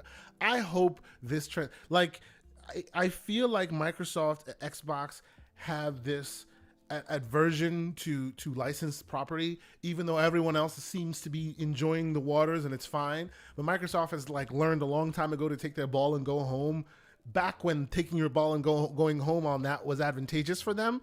And now it seems to be biting them in the butt. I really hope this, because this was done before they purchased ZeniMax, I really hope that this is a licensed property and it becomes so successful that it changes their mind on that. Because there's a lot of licensed property I feel like they could really benefit from, but they've been very staunch in the opposite direction on that. Because hey, to their point, and I agree with them, if you own an IP and you're successful with it, that's yours. You don't have to ever deal with anybody about it ever again, which makes sense. But come on now, you could be playing in these waters and getting a lot more zeitgeist attention, but you refuse to play that game. And I'm really hoping that something like this forces them to see that, hey, maybe we're being a little bit, short-sighted, and let's allow some IP, some licensed IP to play, because this becomes super successful. I hope that's the case. But go ahead. You just need to be part of that mainstream media. Yeah. You want to be part of that conversation, right? You have great IPs. You have great talented studios. Let them shine on something, right? Let the next time we talk about Star Wars games in favorable terms, as we did with Star Wars Survivors, bugs notwithstanding, let that be your first party IP, your first party studios that are producing something like that. I have an idea that will solve all these problems. I'm waiting to hear it. Whatever the outcome is of the Activision deal, pass or fail, right? You buy WB Discovery. Oh boy, here we go. We already know. Hold on a minute. Hear me out for a second. Throw out more billions of dollars. Get more regulators after you. Wait. Listen. There's a difference here. There's a difference here. Sure. Right. I want you to understand. Remember, there was a rumor like, Microsoft's considering buying Netflix. Netflix was $100 billion at that time. Right now, today, Netflix is $175 billion. Throw that out of your mind. Yeah. However, who are Microsoft's competitors? Not in gaming, but writ large. Yeah. Apple, Google, and they all have their media on. Amazon. Microsoft does not. I get it, bro. But I'm just so tired of acquisition talk at this point. I'm sorry. No. This is only going to be 30 seconds. Only going to be 30 seconds. Go ahead. So we already know Zaslav is trying to trim the fat and cut the company, slim the company to a place where it can become profitable and then sell it. A lot of people think Universal will get it, but Universal is riddled with debt, so we'll see. But right now, WB Discovery is only $27 billion, half the price of Activision. Yep. And they do not play in the streaming video space. So I think it would be less pushback because none of it would be horizontal. But you and I both know they'll find new pushback for them. They'll find new pushback, even though there's no pushback. Sure. But all I'm saying is they would have a streaming service with 100 million subscribers, and they'd have access to all of those superheroes and Harry Potter. And they'd have studios that can make those games that won't take them off their own stuff. It all makes sense, and it would be cheaper than Activision.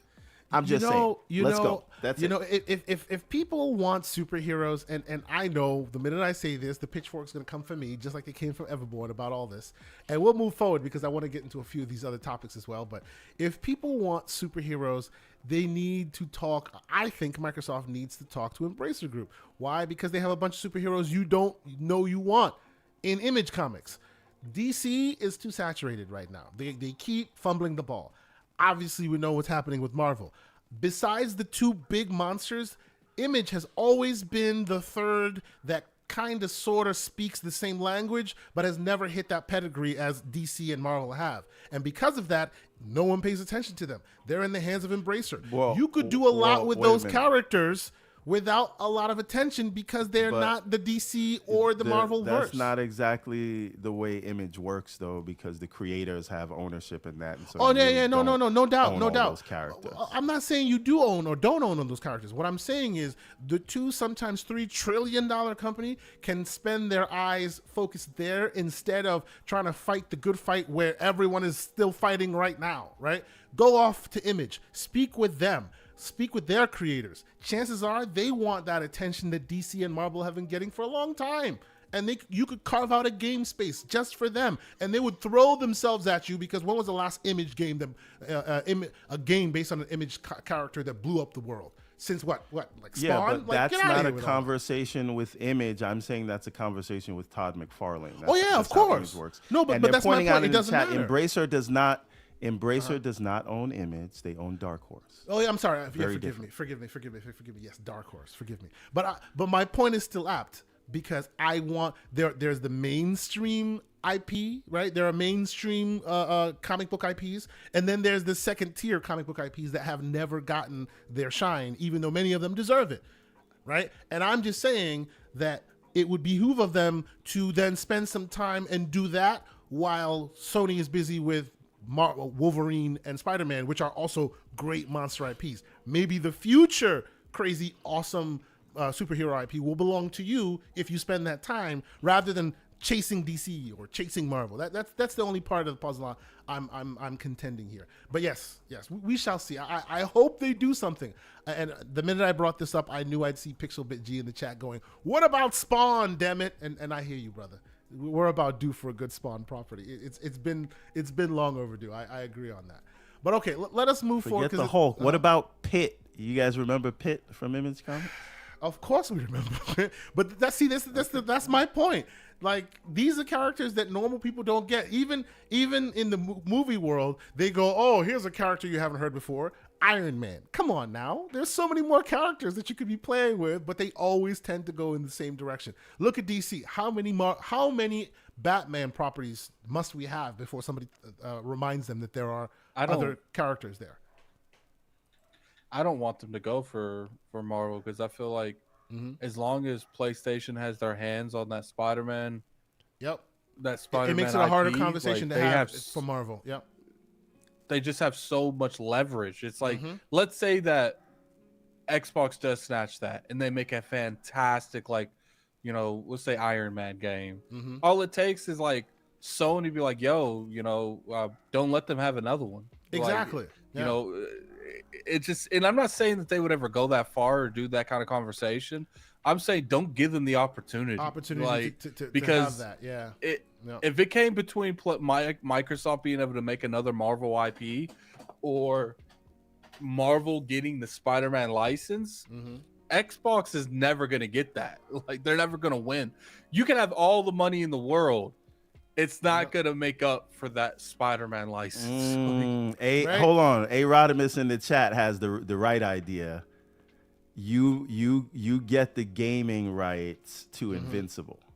Yeah, there you go. You're printing money. There You're you go. Printing money Well, I at mean, that point. look at the folks in the chat. Wildcats, shout out to Slow Mo, you know, Savage Dragon. There's just so much stuff that people remember so fondly, but have gone away in favor of the stuff they keep reminding you of, aka Batman, Superman. You know, they keep reminding you of a few of those, but some of the other stuff you remember fondly in the past have been dormant ever since, and some of these companies aren't tapping into those resources. I do think that they should have went for the DC properties when James Gunn took over. It's not too late. I'm telling you, Zaslav is going to sell WB Discovery. Yeah, because I feel like all the changes that they made, it would have been a lot easier to go in there. Like, yeah, we might fund a couple of these movies. You know, just let the games come to us only. You know, we'll help you find a developer. We'll help fund it.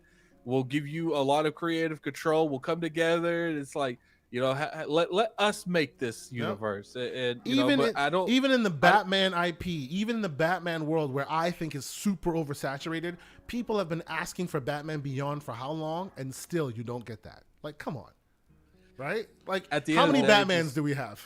You know, it just comes down to what's realistic, and I don't think Microsoft's looking into that. They are too focused on, let's not let what happened with the 360 to the Xbox One generation again. We're never going to fight with people about who owns what. We own everything. Absolutely. And that's what I was talking to you about the licensing stuff. That's exactly what I was talking about. They got bitten in that 360 gen, and they've never let it go. You're absolutely right. By the way, there's a certain line that Microsoft has to play by just because they're such a large organization that had antitrust troubles. I think part of their PR is to, even though they could win on some licensing things, if they try to bully people into taking all the licenses that they feel like their own, like, it would not be a good look for a big conglomerate like Microsoft to bully people. It would help like Lena Khan's case of it, is what you're saying? No, but I'm talking about bigger than this acquisition. I'm just saying in general, like once regulators are like on your behind, pause, that's it, right? So you don't have the luxury of being looked at as the big bad. Is what I'm saying. No, and having as much money as they do, of course. Go ahead, Addy. I honestly think if you don't want to pursue it, because I don't think people realize how bad, as an Xbox only consumer, this Insomniac deal is going to get. Because I fully believe in the next 10 years Sony's going to have their own Marvel Cinematic Universe. It's just like, so Addict, I agree, right? And I think there are multi-tenants for the reason you go after if you buy WB, and that's not unheard of, right? Like, so I want to be very clear. Forget about Activision for a minute. I'm talking irrespective of that deal going through or getting blocked. Microsoft does not play in this space, right? In the movie space. So there is no argument, because what the argument is right now, that there could be a shift of power, right? And so today, if Microsoft buys Activision, we will say they now have this percentage of the market. They're now number 3, right? The difference is, if Microsoft were to buy WB Discovery, Disney and Universal and Paramount will still have the same market share they have before or after that acquisition. Because again, they do not play in that space at all. So we're gonna get into ABK like acquisition talk properly, because I want to drill through some of these others first. Go ahead. Let me just I'll let you bring finish. this like, so if Microsoft can't compete in that area and they don't want to like get a comic book thing, it's like, I do feel like, okay, then make your own. Like I feel like they have it's not the same. It's not the same, but they have IPs that could easily exist in the same universe. Yep. Like, for instance, they could combine the Halo franchise, the Gears and Doom franchise. Like, there's stuff and options that they can do. Like, imagine Doom and Master Chief fighting side by side in the game. Like, I get that that's like a stretch and stuff, but it's just like, look, like, Yeah. Like, I truly believe that this Marvel stuff Sony has is going to be an issue in the future. I totally don't disagree with you, 100%. 100%. And by and large, if you look at what Sony is doing with the what do you call it, the Spider-Man IP, they're keeping it alive. The games are looking great. The movie is looking great. So as all that happens, as much as you do or do not like Sony, making moves with that IP, and we already know that Disney doesn't necessarily like that, they're still printing money. So they will be allowed to continue to do that as long as Wolverine comes out and hits, Spider-Man 2 will hit. To your point, Addict, there will come a time where there will be a Marvel Cinematic Universe in game, and it'll all be Sony's completely because of where they've started. And if you don't make the preparations to combat something like that now, you're by gonna the hate time it yourself in happens 10 and years. it's up and running, it's too late. You're going to hate yourself in 10 years, just like they hate themselves now for what the stuff they didn't do 10 years ago. They're hating themselves now. In 10 years from now, when you have your Marvel Marvel gaming universe, all these other IPs all these other platforms could be running, trying to catch up is the fear, Well, I mean, maybe it'll just be like, Sony should have made service games 10 years ago. Now they're trying to make 12. Maybe in 10 years, Xbox will be green-lighting 12 superhero movies. That's exactly where they're going right now. Yeah, absolutely. Yeah. Because of the funding that's been shifted so dramatically, I actually feel like if a couple of those games as a service pops off, you might see them go like full bore, extra towards games as a service. Full bore. That's right. Yep. That's why they have so many of them in the works. All they need is one to turn to Fortnite. They just need one Apex and they're good. That's why they have 12 now in the mix? I could see Sony just doing service games and big superhero games.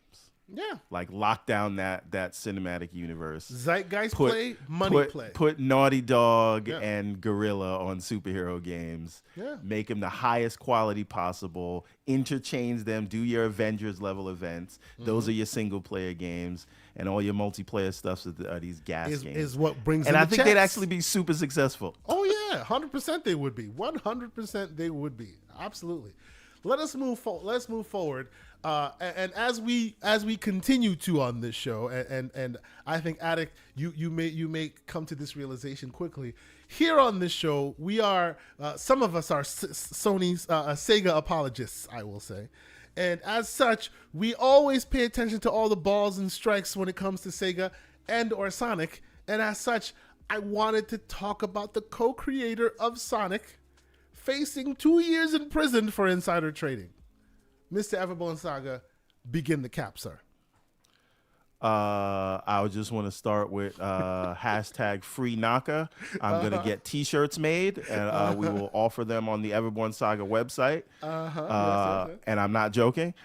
I might release those today. In the chat, who would buy a free Naka shirt?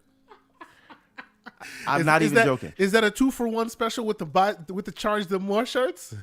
Oh no! You got to get charged more for the charge the more. But people are laughing. I'm not joking. You're gonna see. I know this you're for not sale. joking. Let's go. Anyway, so I don't know, man. He was doing something for Square. Square didn't like what he was doing. Square has a history of throwing people under the bus. Yes, they do. Maybe reporting. Instead of dealing with him, how they screwed him over on the Balan Wonderworld thing. Maybe this was a way to not deal with that lawsuit that they would have got from him. Yep. I don't know. Yep, that's a thought. That's just saying. A thought. So think about it. Enigmatic Dreams with a $5 super chat. Thank you for being here, brother. He says, ABK has TMNT publishing rights. They should have exclusive Xbox games by Ninja Theory. Also, Everborn WB is the right play. Yeah. It on many levels. From the Azure perspective, from jumping it, from having 100 million users and the data behind that, and selling ads in the OTT service they just bought, Xandr, right? ad-supported HBO or Max tier, since it's no longer HBO and the dumbest. Bring back the name HBO. That should be the first thing they would do. Should be the first thing they do. That is the dumbest move since Meta went to since Oculus went to Meta. Like, come on now, keep the name that people know. I'm sorry. And I'm not even saying this for the WB Games aspect. I'm just saying you get the whole thing. You're in the streaming service. You transfer Max over to run off of Azure servers, saving some money right there. You get all of those IPs. It's not just DC. It's also Harry Potter and The Matrix. We get a Matrix game, green theme code, green Xbox. I'm just saying. And the Coalition made that demo, so they could do it. Yes, they could. Right? Yes, they could. So the beauty here, though, is that you would have. It's not like just picking up some IPs and then taking studios off a project that don't want to make it, or they're used to making something else and say, now you're making a superhero game, right? Because remember, it's Insomniac that pitched Sony on Spider-Man. So and then it would also come with in the resume. Right. You would have that streaming service. You'd have your Azure Play. You'd have your advertising play. You got your 100 million max users that you could advertise Game Pass to, and you not only have the IPs, but it comes with studios to make games from said IP right there.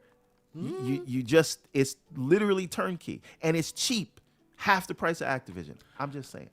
So real quick there, Lord Addict. Sonic, Sega, do you care? I just want Microsoft to buy Sega so people would shut up. Yes, I will stop talking. I will stop talking. Listen, too, huh? I will retire the day that happens. That's it. So you guys get your Sega and I get Atlas. So I'm okay with that exchange. That's cool. So, I don't even care about Atlas. Go ahead, give it Atlas. I do. I don't care about Sega. Okay. All right. So that's another thing. Let's say that's the world right there. You build. If the Activision deal goes through, you have Crash Bandicoot and Spyro, and when you buy Sega, you got Sonic. Put all that together with Banjo-Kazooie and make like a world, like a universe, an absolute monster world that everyone. There's your what do they call it again? The metaverse. There's your metaverse right there. There you go. Put all your favorite characters together. It would be like the Kingdom Hearts, right? Let's be clear. That's Fortnite today, but that's neither here nor there. Let's move forward real quick. No. It would be like a story thing, like a platform that's like Kingdom Hearts, where you got to meet up with all the people. You can meet up with Conker and all of that. Even though the Kingdom Hearts has been very convoluted up until now. Shout out to Mr. Boomstick Excel. Craig in here with a $5 super chat saying the best Saturday morning podcast. Thank you, good sir. I think the folks at Living Split Screen might have some words for you on that, but we appreciate the sentiment. Thank you, good sir. Before we move on, because we have 2 or 3 really big stories to hit, and I don't want it to get to 3 hours, I'll just post this real quick here, and I'll ask Everborn, how nice is that controller? Take my money. Let's move to the next topic. That's it. I don't care. Lord, I'll buy it. How nice is this controller? That's a nice looking controller, isn't it? It's quite nice, right? Yes. I think so. Yeah. I'll move quickly along before I get slothed again. Moving quickly along. Yes. I just had to do that. I'm sorry. For those who know, you know. So I don't know if you move on, just 1 second. Yes. I want to know specifically what Pixel and Slow-Mo think of my WB take. Oh boy. Yeah. Okay. Like Pixel, Slow-Mo, give me Go ahead. They'll put it in the WB chat. take, and I'll respond. But I want you to give me your take on this, because of course this is Schreier, as you know, a new report coming out. He's done the legwork as he tends to do, and he's found a report saying that they actually were hoping, Redfall Devs were actually hoping that when Microsoft purchased the company, that this game would have either been rebooted or would have been canceled.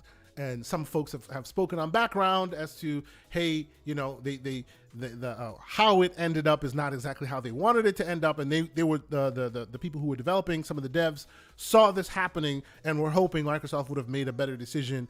And it looks like their hands-off tact in this specific instance might have been what was detrimental to the game. I will start with you, Lord Addict. I don't know if you've seen this report. What are your thoughts on this? after the fact, dust's almost settling, Redfall, they should have delayed it. What are your thoughts? If Microsoft didn't want to continue to put breath into the game and continue to fund it, why it got a major reboot after they purchased the company, they should have just canceled it. Yeah. Because to me, as much as like if this is true and the devs wanted them to cancel it, maybe they did. They weren't vocal about that. I don't know what goes on behind closed doors, but it's just like, to me, if they never would have announced Redfall and they just canceled it behind closed doors, we would get in like an article saying, oh, this game could have been light of B. Microsoft would have got a little bit of bad publicity. But when Redfall came out, that's the worst publicity I've seen Microsoft have in a minute. Yeah.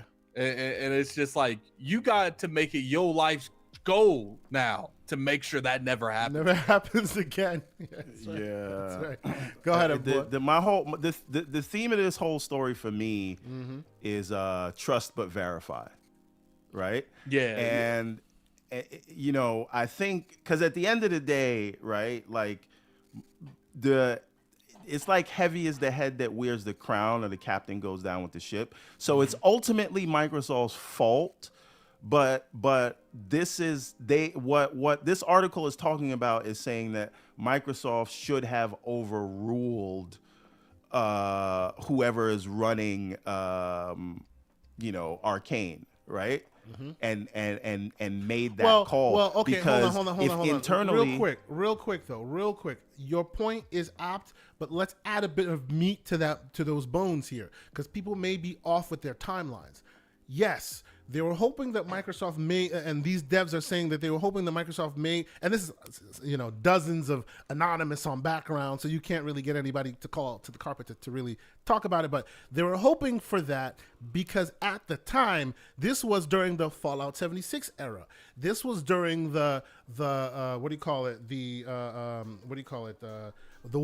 Youngblood era, when this game was initially greenlit, where they were looking for their gas fuel, basically, right? Because they were looking for Fallout 76. We need a gas game. Didn't work. Youngbloods. We need a gas game. That didn't work. This game, Redfall, was from that ilk. So I suspect that the idea was, hey, that time has now passed. All those other offerings didn't work. This was one of the final remnants of that time frame. That's why I was saying the moment Microsoft took over, they should have had meetings with these companies. Are you happy with the development of this game? Yeah. Is there anything that could change? And if there could have been some dialogue, maybe there was, but if there could have been some dialogue, it's like, look, it's not that we don't like working on Redfall. It's not the envision that we had, because they wanted to make it a single player game, but they were kind of forced to go the games as a service. To your point, the article speaks to that too. Yes, absolutely. They did not want the gas aspects that were kind of thrust upon them. I'm sorry, continue. So it would have been nice if, Microsoft's like, okay, because this would have been 1.5 to 2 years ago, reboot it. We might not have got this game till next year, but it would have been the game that they wanted. Maybe 2 or 3 years from now. I don't think it would have been a next year the way they were talking. Well, I mean, you got to think, if it would have been 2 years ago, then they wouldn't have wasted those 2 years on development. So it would have had about a 3 to 3.5 year cycle on it. I think at some point, whoever's running things. So here, there's several levels to this, right? Again, it ultimately falls on Microsoft because it is, and how it has been reported, and perception is reality. It does fall on them, right? Yeah. So I don't mistake what I'm about to say for that. But now that we understand, ultimately, in the public face, this is Microsoft's fault. If you don't want it to happen again, we have to understand how we got here, right? And so when we say trust but verify, we have to understand Microsoft says, here's my pitch to you, Robert Altman, RIP, when we're going to buy this thing. You are going to continue to make all the decisions. The only thing we're going to say is you're going to, support Game Pass, and Xbox will be the preferred platform where it makes sense, right? Other than that, you guys are going to do it all, and we like what you do. We trust you. And so they're going to give reports to Microsoft.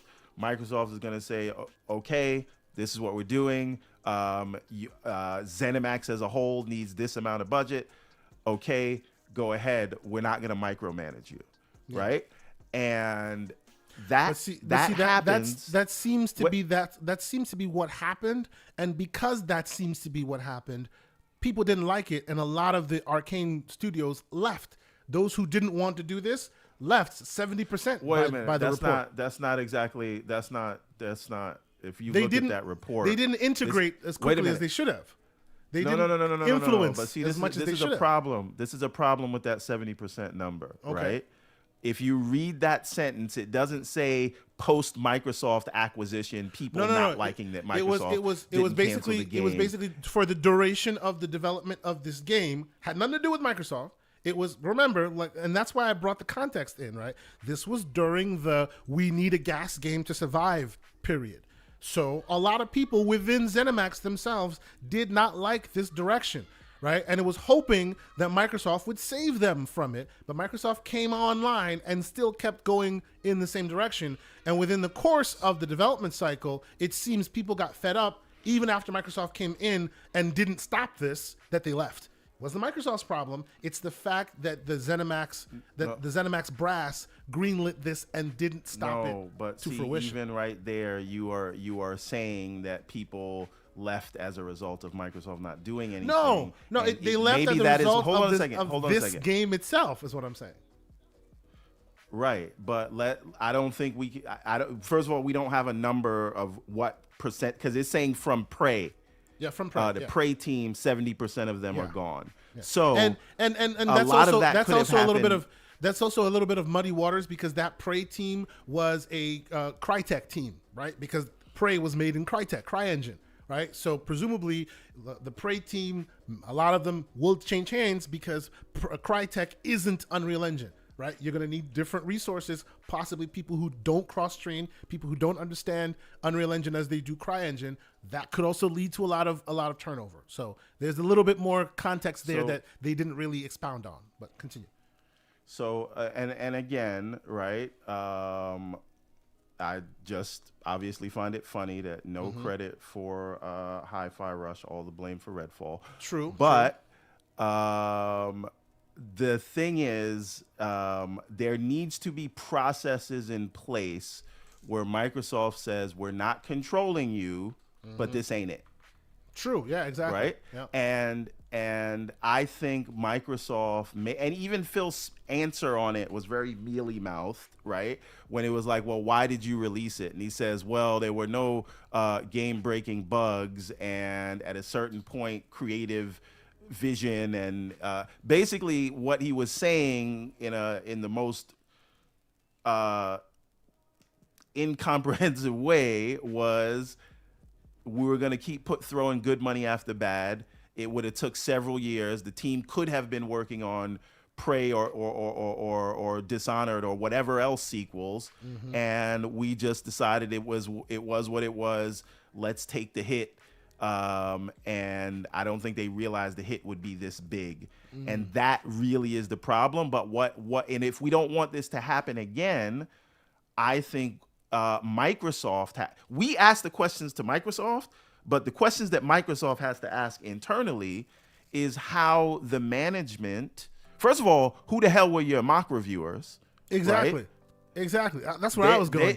Talk to them mock reviewers. They need either a pay cut or a permanent vacation or something. I want to interview the mock reviewers. I want to know what their thoughts were. Right. So that's job one. But I do also think the people that are running Arcane, or whoever Arcane reports to, that said this game is going to come out, they had a level of trust at Microsoft where they say, yes, it's fine. And Microsoft says, if you say it's okay, I think it's okay. That's wrong of Microsoft. But what about those people that are saying that? Why did they force a team to work on a thing? And that's prior to this thing. And now when they're doing that, once Microsoft steps in the picture in 2021, so this game was in development for 4 years. We also don't know, this is another thing, we don't know who Schreier talked to and whether it was a united front that they wanted the game to cancel. Because maybe some people liked what they're working on, and that's why it continued. Yeah. Who knows, right? So the question is, who was telling Microsoft this is all fine, and why the hell would Microsoft believe them? Those are the two like points of failure here, and I think going forward. And again, Microsoft can't tell you, I'm buying you, you do your thing, and then I'm going to come in and tell you what to do. It just has to be, they have to find a way where they say, we need to work together on this one if we're going to green light this marketing package with our name all over this and it's exclusive. Let's either delay it or let's have the team work on what they want. And again, it just feels like this was so. Last thing I want to say.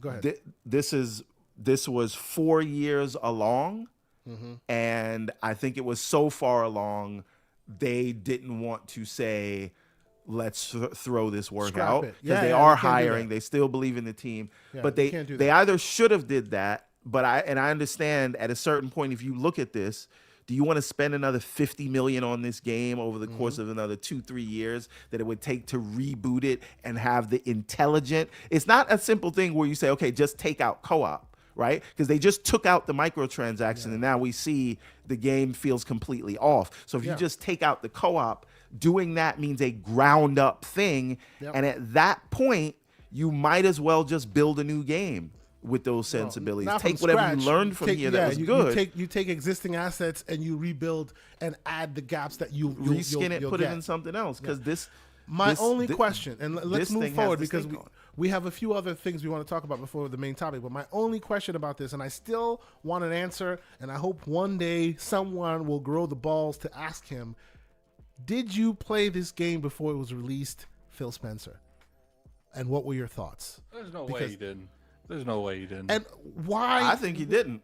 I think he didn't see it. I think he was busy in London dealing with regulators over the acquisition. Because just got past everybody. Unlike Jim Ryan, who does not know how to hold a controller, and we all make fun of that, we know 100% that Phil's about these games. He plays these games, right? I know definitively that if he had played this before this came out, either he would have seen that it's bad and then it's your fault because then you're selling the consumer snake oil, or something else was afoot. Well, before you jump in, Attic, I do want to say this, right? We can debate the subjectivity of all this, and I think that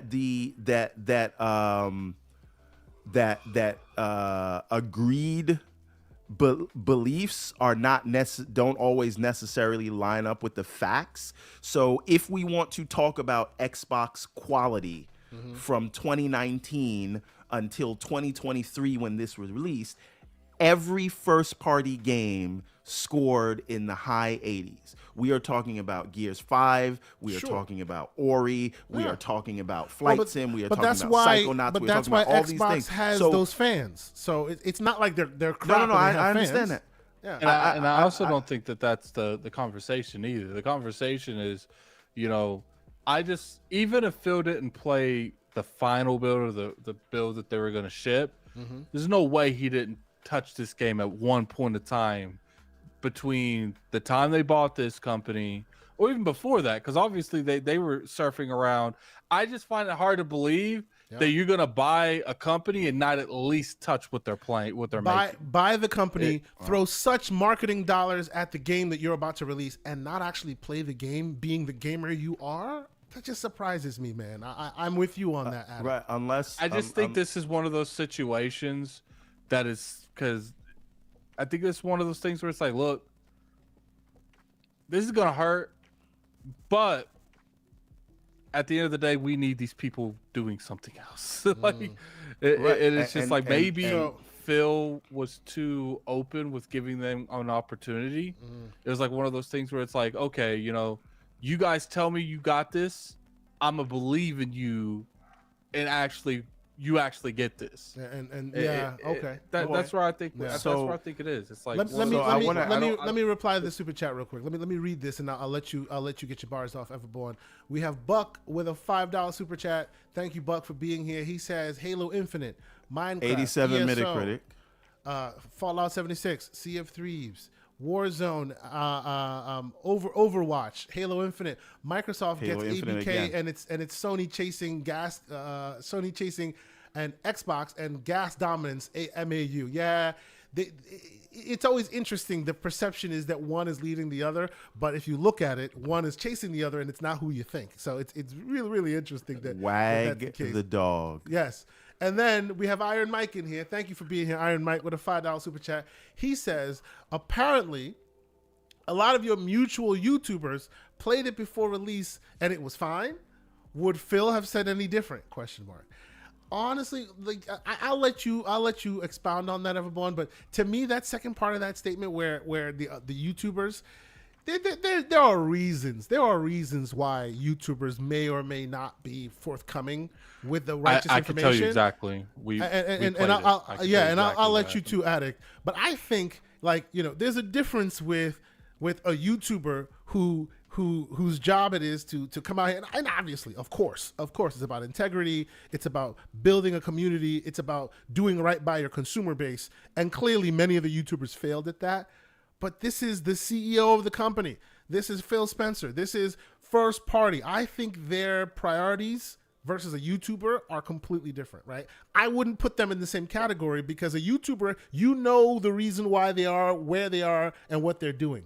I would think Phil Spencer would have a different mindset in making sure that you, the consumer, receive the best. Lord Attic, I'll let you expound on that. What do you think?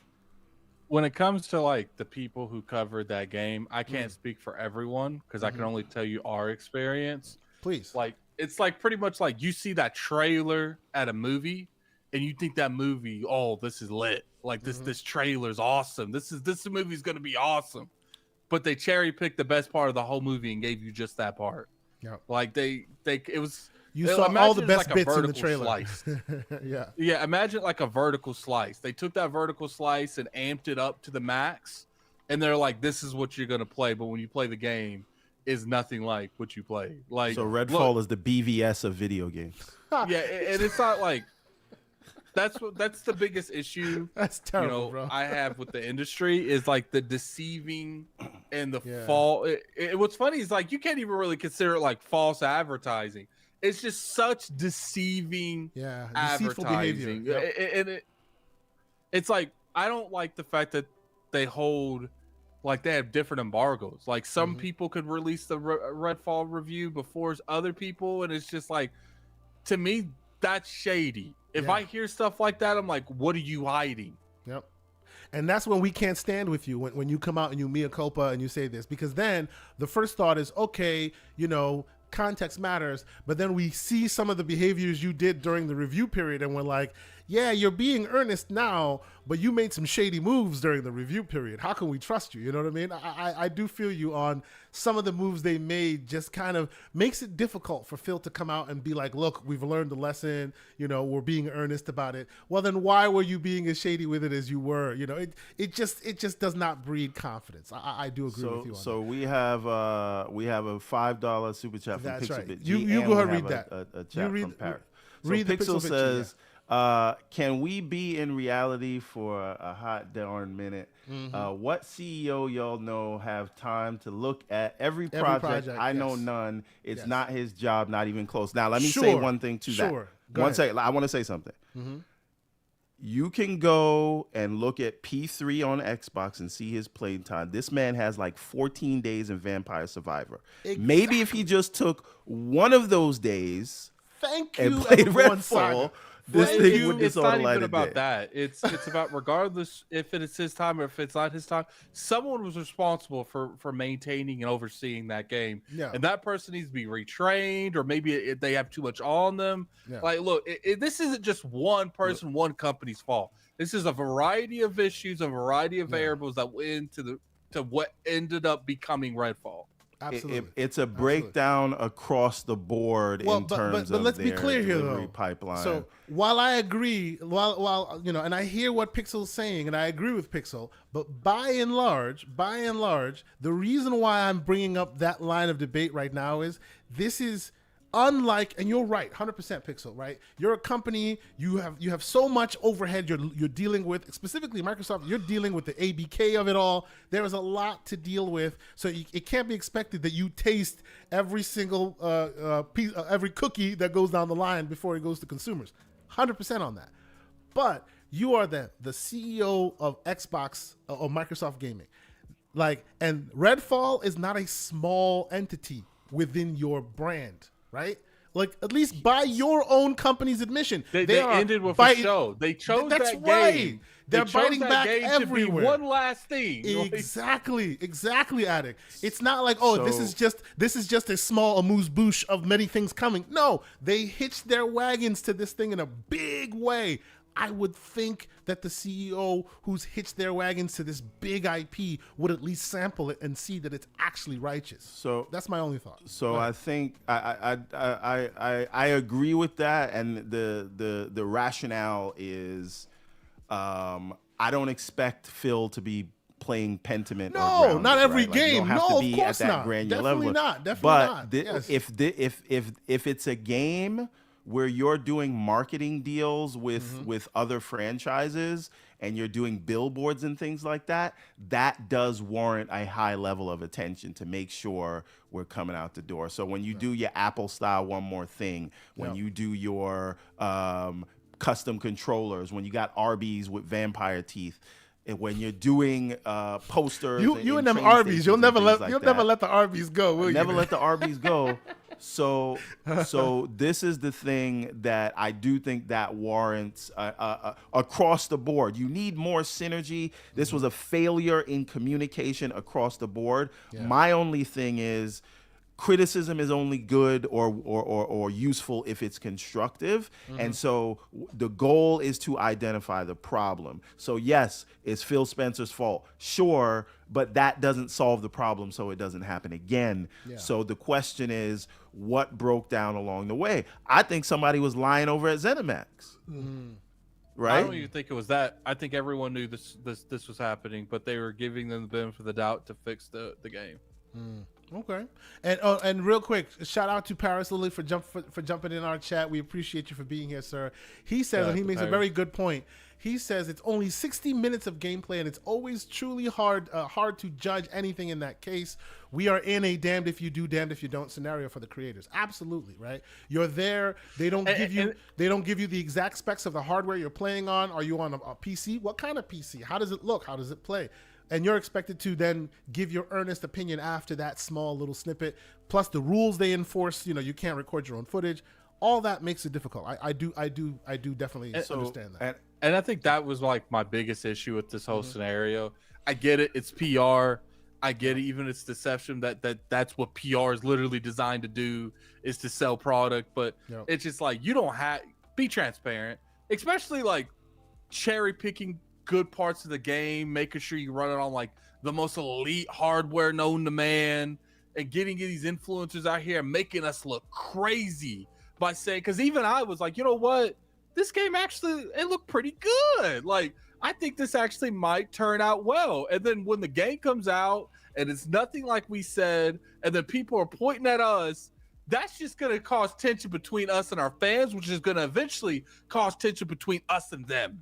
It's just like, right. Be more transparent. So here's the real question here that we have to answer when we want to try to get to the bottom of what's wrong.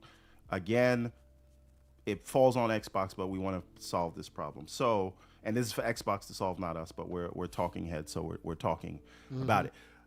Do we believe that if management at Arcane or higher than Arcane, someone at ZeniMax who actually does their progress reports, if they said we need to cancel this game, do you think Microsoft would have said no, put it out?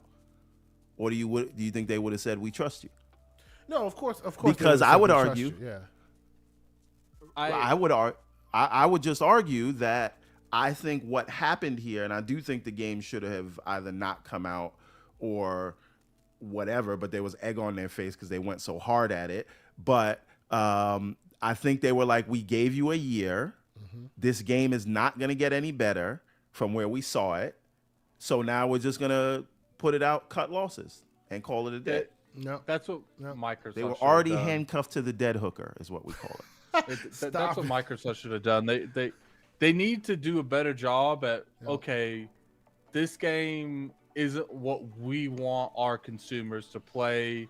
We gave you that time. We're got to cut ties and put you guys on something else that can actually be that quality. I'm not saying that this individual studio didn't deserve to turn around Redfall, but if there was already extreme circumstances going into the development of Redfall after that purchase, then it's just like, it's either you give them time to reboot this the way they wanted to originally make this game. Because if you look at it, Redfall's concept is dope. It could have easily have worked out for them, but it's just like there was just too much stuff going around. It's just like Microsoft, I get it, and this is one of those stigmas that's sitting with Game Pass, that Microsoft has no problem putting out anything as long as it's content in Game Pass.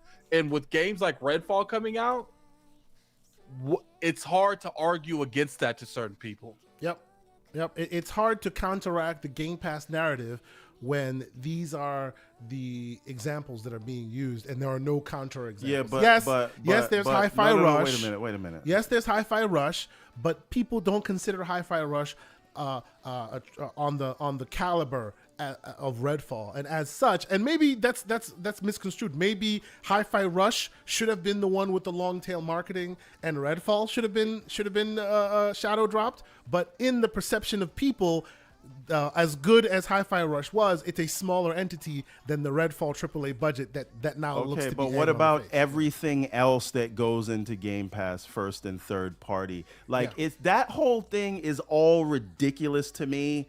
And bro, Xbox don't get me wrong. Don't get me wrong. It is ridiculous. It is ridiculous as well. It is ridiculous. It's just perception is reality, and we know that's not really the case.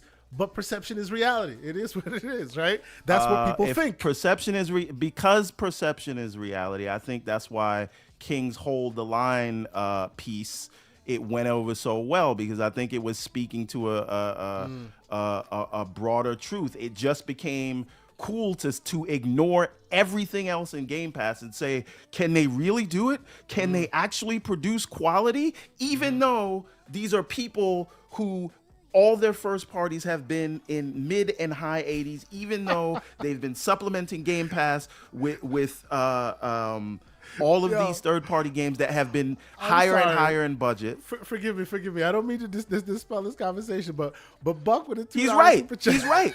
This is exactly what I'm saying. And Pixel said something similar. Hold on, let me go to Pixel's comment. Buck with he a said, $2 shout out super to chat. y'all for revisiting.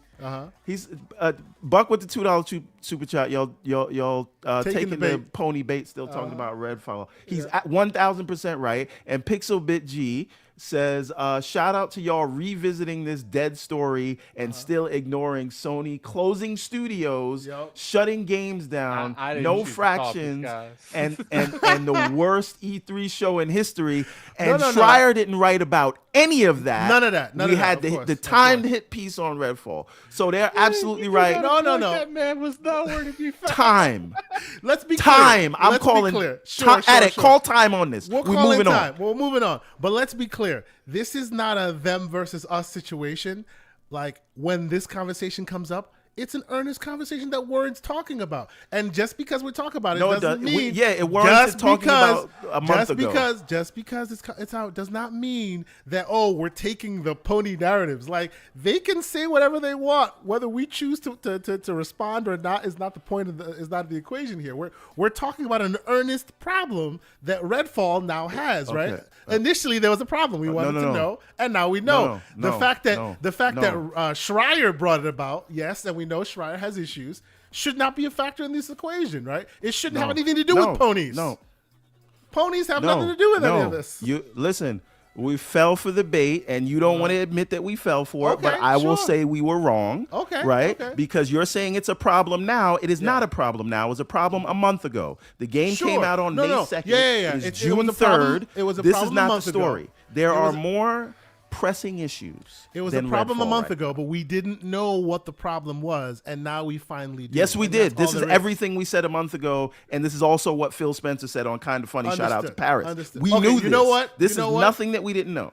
Let us move on, because clearly you want to, and we will do that. But I want you, and I'm going to take a quick detour. I want you to regale our audience with the latest in ABK, because I want us to end this show with predictions for the Xbox showcase. I'm really excited to see what people think about it. We're close. We're towards the end of our show, but I want you, because there's been a lot of back and forth as far as ABK and they're talking about to the UK Chancellor, and then there's the stuff with the UK regulators holding their own people to the fire. There's just been a lot, but I don't want to make it a whole separate thing because that can tend to devolve, and people tend to go in their bags a bit. So give us the latest and greatest as to where we are right now and what it's looking like percentage wise as to the end of this. Go. So there's been several very I don't know if milestones is the word, but so I think we should start with the hearing that happened last week. So because we didn't get we weren't there for it. So go for it. Yeah, go ahead. And it all plays into this, right? We know that Microsoft has officially filed for their appeal to the CMA's decision. And so, although a lot of people told us that it's no way it's going to take many months, they won't get a hearing until the end of the year, it turns out Microsoft filed the appeal and then got a hearing the following week. And after the hearing, or during the hearing, we found out a lot of things, and this hearing was like a case management whatever it's called, a CMC. And so Justice Smith was presiding over this thing, and we got to see Microsoft and Activision lawyers in action, and the CMA's lawyer, who for some reason was only handed this case 2 days prior, so he claims. Now, so the entire time... Just real quick, and I'll let you expound, but I will tell you, as a layman watching this thing, it was supposed to be boring as hell. It turned into Bridgerton meets, I don't know, pick your favorite Snatch. law drama, But so the point was, and I want to be succinct about this because it was last week, and we want to get to this week's stuff, and I don't want Attic to fall asleep. But basically, the whole time, the CMA was asking for more time, and Justice Smith was saying no.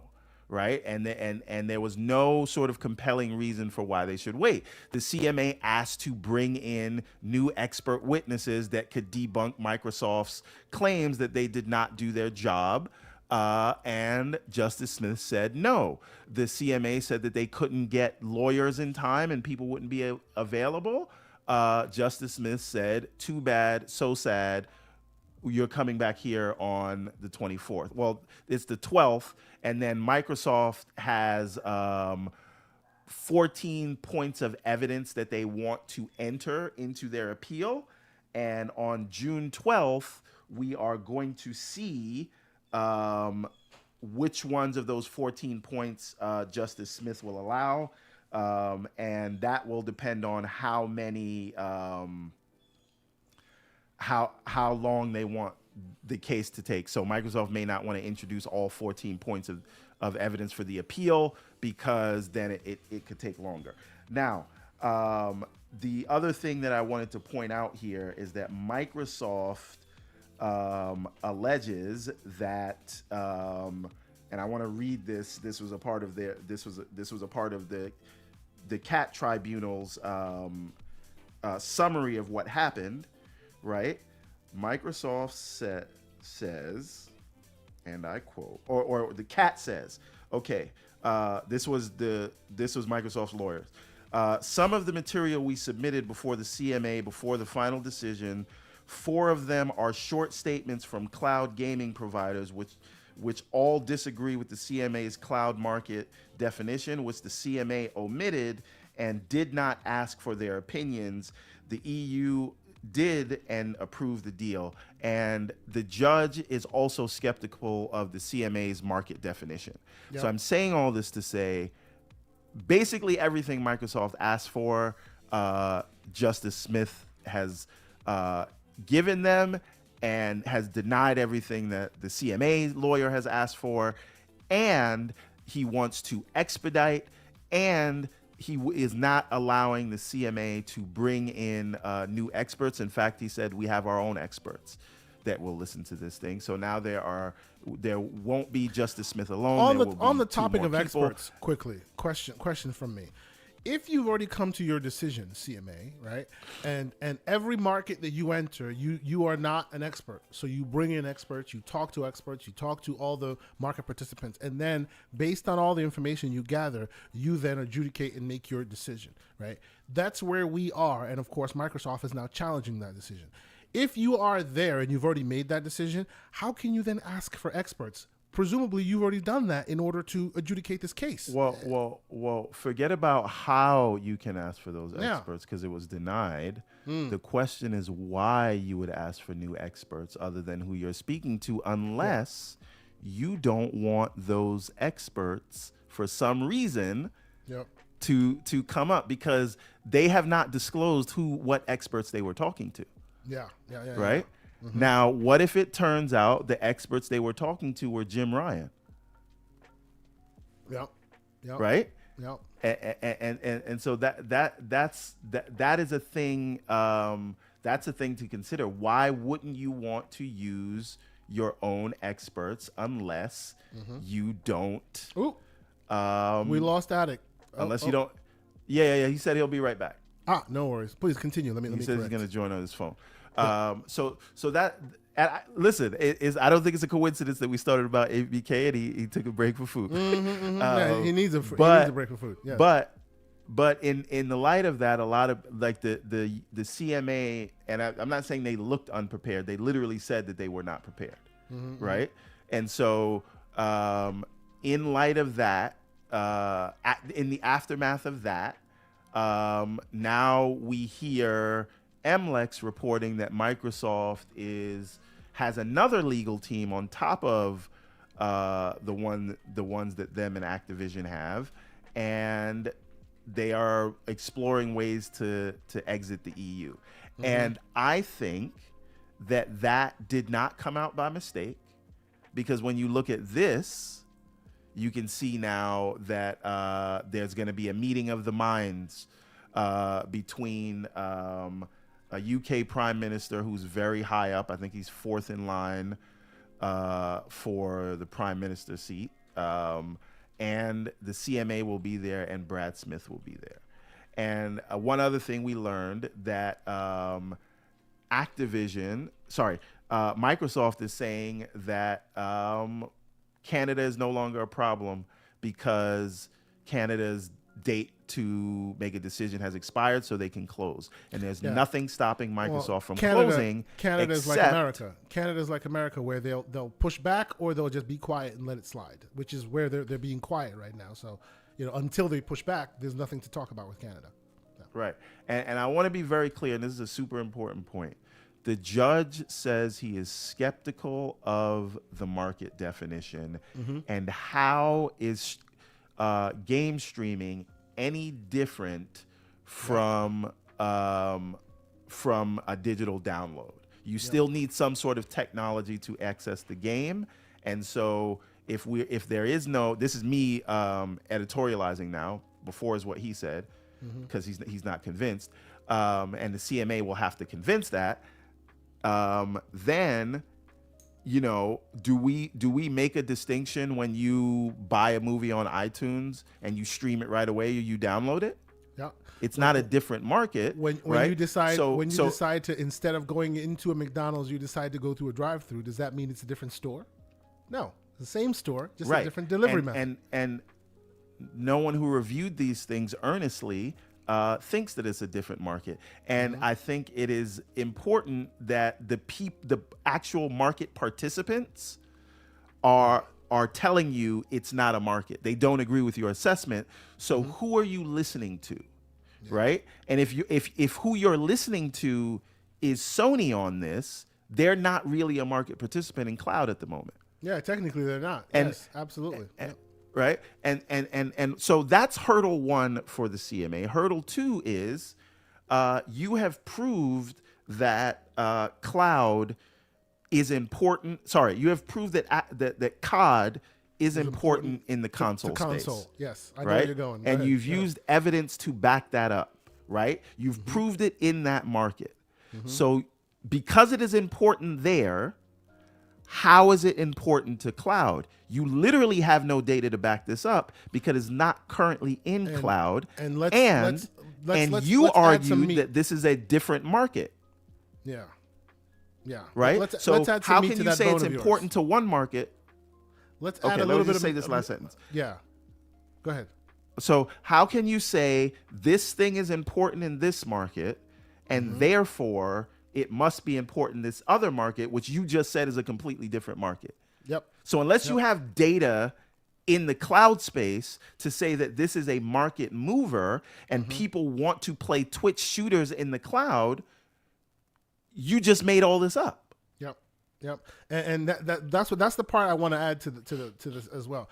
What folks may or may not understand is, in addition to, hey, this is our decision, they also must come up with, this is our decision and this is how we came up with our decision. This is how we have come to that realization. So like people heard that, the console SLC is no longer a factor in the equation. People lost their minds and there were pages and pages and pages of proof to prove to you what they went through to basically their homework to get to the realization that, hey, COD is not a factor in this console SLC, right? Great. But now you're saying that the COD is a factor in the cloud SLC. Where's the same level of homework? And to your point, Everborn, they don't seem to be providing any homework from that, right? When this thing came out, I said the same thing about, it's like Anthem, right? You spent all this time building something no one never got to see, and then spent the last 6 months just building Anthem and going, see, we're done. Where's your homework? How did you get there?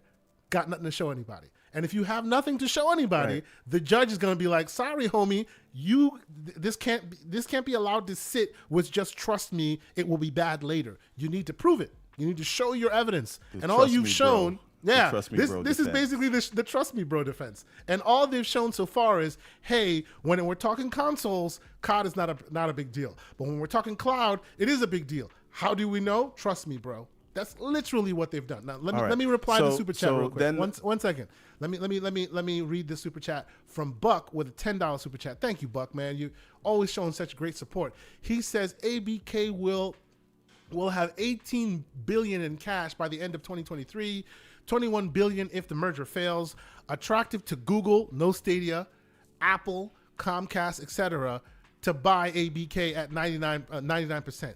ABK pulls out of the UK in the future acquisition makes it possible. The UK will end up losing anyway. Very, very interesting point that he makes there. Go ahead, continue, sir. I don't follow that last.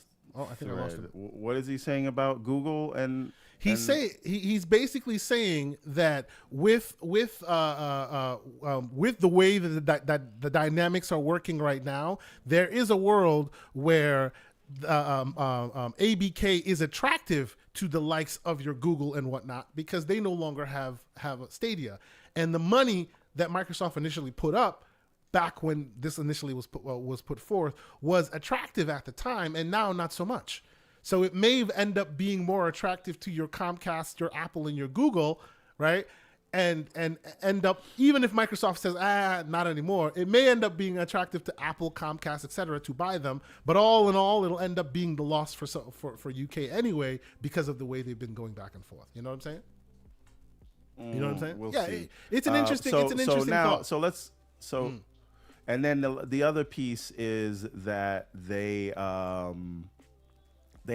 gonna have to answer how they know Activision it would have come to the cloud, right?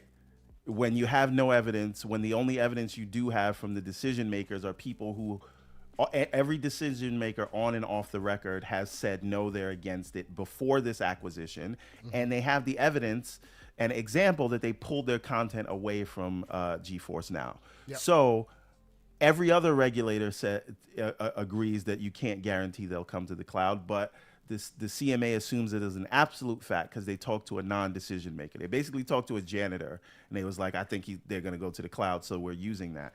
So that's the other thing. They talked to the Everborn saga of Activision, and he was in the closet somewhere, and he was like, "Yup, we going to the cloud, baby. Let's go." And they were like, "See, he says we're going to the cloud. Put it in the books." And the last piece here that they're arguing is the way you prove incentive is financially, right? Yeah. So we think you're going to make this exclusive to your platform to the detriment of competition, and we think you have the means by owning it and the incentive by the money you will make, right? Yeah. This is how they ended up losing the console SLC because the numbers didn't work out. How can they then say, even though they've signed an agreement that will be managed by the EU and it is enforced globally, and they will lose whatever money they make, they will lose in fines from the EU. How can they say it will be financially beneficial? Therefore, your incentive argument is gone because you don't have, and therefore your thing doesn't exist. So I say all this to say, it actually seems like a very tough case for the CMA, and maybe that's what this meeting is about. And maybe the leak that they may leave is just Microsoft and Activision playing hardball, so we all know in the press that they mean business, and if they can't work something out with Jeremy Hunt with this and the CMA, then that's a real possibility. It just shows that they're serious. So after the case management thing that went bad for them, and now they're threatening to leave, and everyone knows that, and the UK is losing money. People are doing all the Brexit stuff, and this is something I've been saying is the question has not been answered of whether the UK post-Brexit actually does or should have veto power over the rest of the world, right? So before the EU would normally handle cases like this, the CMA is literally on an island. They're literally on an island, but figuratively, post-Brexit, are we saying that the UK, a country with 65 million people and an economy that's maybe 1/20th the size of the US and China, right? And smaller than Germany, their economy, and just bigger than Brazil, do they have the power to overrule the US, the EU, world. China, Yes. all of Asia, and South America? Does the UK post-Brexit have that power? Have that clout? That question has not been answered. Yeah. And I don't know that. And you may say, yes, they do. There's never been a deal of this size with a company of this size. Like, it may not have been worth for Facebook to fight something for $400 million like this, right? This is a very different animal altogether. So 1/6 the size. Sorry, 1/6 the size of the U.S. Yep. So the thing is, right? Does the Prime Minister of the UK actually want that question answered on the national stage? I don't know if they do. So it may be better for everybody if they work something out. Yeah, and I think the question that's doesn't what even this get meeting answered. is about. No, and I do get that. I do get and that. that is not a prediction of the outcome. I'm just talking about the elements leading into this thing. So we'll see what they happen. Two questions because you can't account for crazy. I have two questions for you, and then we'll move on. One, I want you to deal with. One, I want you to thread the FTC probe news. I want you to thread that needle into this situation. But before you do that, I want you to answer Buck's question here. Buck with another $5 super chat asking Everborn, should the ABK merger fail, would it not make sense for ABK and other companies to withdraw from the UK to make future acquisitions possible? Do you agree? Because it seems like ABK would be the only, UK would be the only sticking point if the others all agree.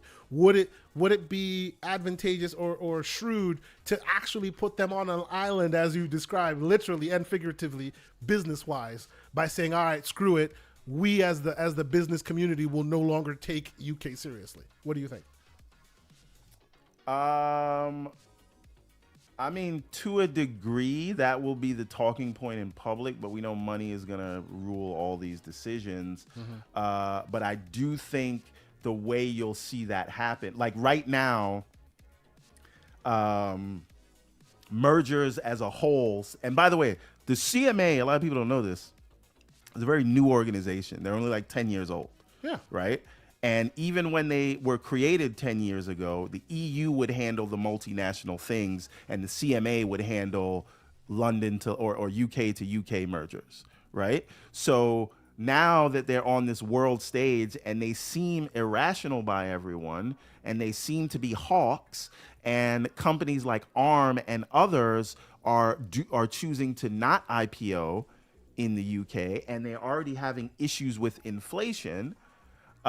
If it is seen as a hard place to do business, and I am sure Microsoft will beat that PR drum, right? That it is, this will be another feather in the cap of, if you want to do serious business, don't do it there. Yep.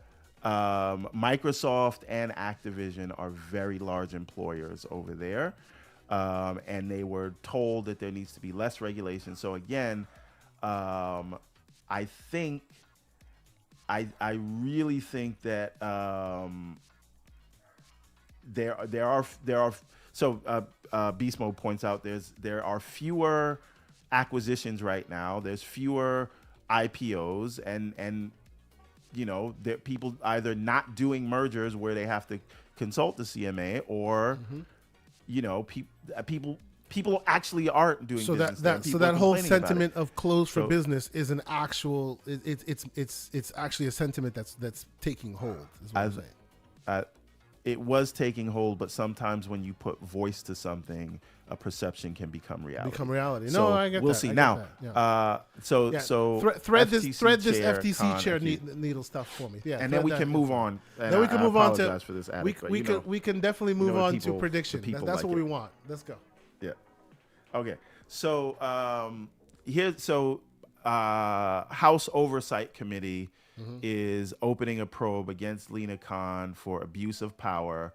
I don't think this should be a surprise because Republicans are running this House committee, and she has sidelined the two Republicans on the commission. There's supposed to be 5. And by mandate, at least 2 have to be from an opposing party. And right now, there are only 3 commissioners in the commission right now. Being that Republicans run and that they're all committee, Democrats. Being that Republicans run that committee, and they're now running a probe, do you subscribe to the idea that this is just political grandstanding because it's the opposite team, like making you bleed, or is there an actual problem here? Well, I do think that it is political grandstanding, and I do think this would happen whether they approve the Microsoft deal or not. Sure. But there are very specific accusations that Christine Wilson, I believe, is the Republican commissioner that resigned, and she's making very strong accusations that Lina Khan is closing ranks, abusing power, not taking input, bringing cases that they will not win, ignored facts in the Meta case, did procedurally wrong things in the Amazon situation. So they're going to probe into that. And I do think that if this was reversed, let's say this was a Trump era FTC chair that was like kicking out the Democrats or forcing them to resign and closing ranks, I think the Democrats would have done the same thing. That being said, it is not only this, and I don't know if you have this story, but the FTC has published a new rule I saw to their administrative process. So right now, as you know, the FTC, if they want to take an action against a merger, they can take it straight to federal court and try to sue to block it, or they can go through their administrative process to see if they can deal it there. And there's a judge there, but that judge does not prohibit a company from closing by law. You still need a district judge to get either permanent or preliminary injunction. So, but the administrative process does not allow a company to go to federal court until the administrative process plays out. So it has largely been kind of found as a way to waste time and hopefully use time to kill deals. And they were taken to the Supreme Court on this with Axon versus FTC, and the Supreme Court ruled that a company can now challenge the constitutionality of the administrative law process writ large, and we expect Axon will file that in a district court soon, and that could render the whole administrative court null and void, or make the FTC judge ruling final. Now, all that out the way, all that background, the new rule in the backdrop of all this is this the safeguard rule? The safeguards rule? No. This is worse. So the FTC has changed their rules. They're also not taking comments on this. Of course they're not. They say that going forward, the ALJ, which is the administrative law judge, so in our case that we care about, Microsoft versus FTC or whatever, that would be Judge Campbell, right? They are no longer allowed to submit decisions. The ALJ's ruling is now a recommendation. So you go through this court process, you sit down, you go in front of a judge, you submit evidence, and all you can do is recommend to the FTC your decision. So if they didn't make their case, they say, I recommend you let this go. And then instead of what happened before, which is the FTC would have to appeal the judge's decision, and it would come back to themselves. Now they're saying we don't even have to appeal, and if the judge says we didn't make our case, it doesn't matter. That's just a recommendation. So they're So not basically, letting the judge stop them anymore. No, the judge is not a judge anymore. Right? So the judge has even less power than they had before. Right? Because at least the merging parties could go, if they had to go to federal court, if the FTC tried to block again, they could say a judge looked at this and they said the FTC doesn't have a case. And so this is why a lot of preliminary injunctions would fail after the FTC overruled, because that's what happened, right? The same judge threw out the Meta Within case. The CMA said, no, we appeal that. And then Facebook said, a judge looked at this already. And the federal court for the preliminary injunction said, they're right. You didn't make your case. No preliminary injunction. So instead of the making way the their law cases works, just one thing, stronger- this is important. Go ahead. This is important.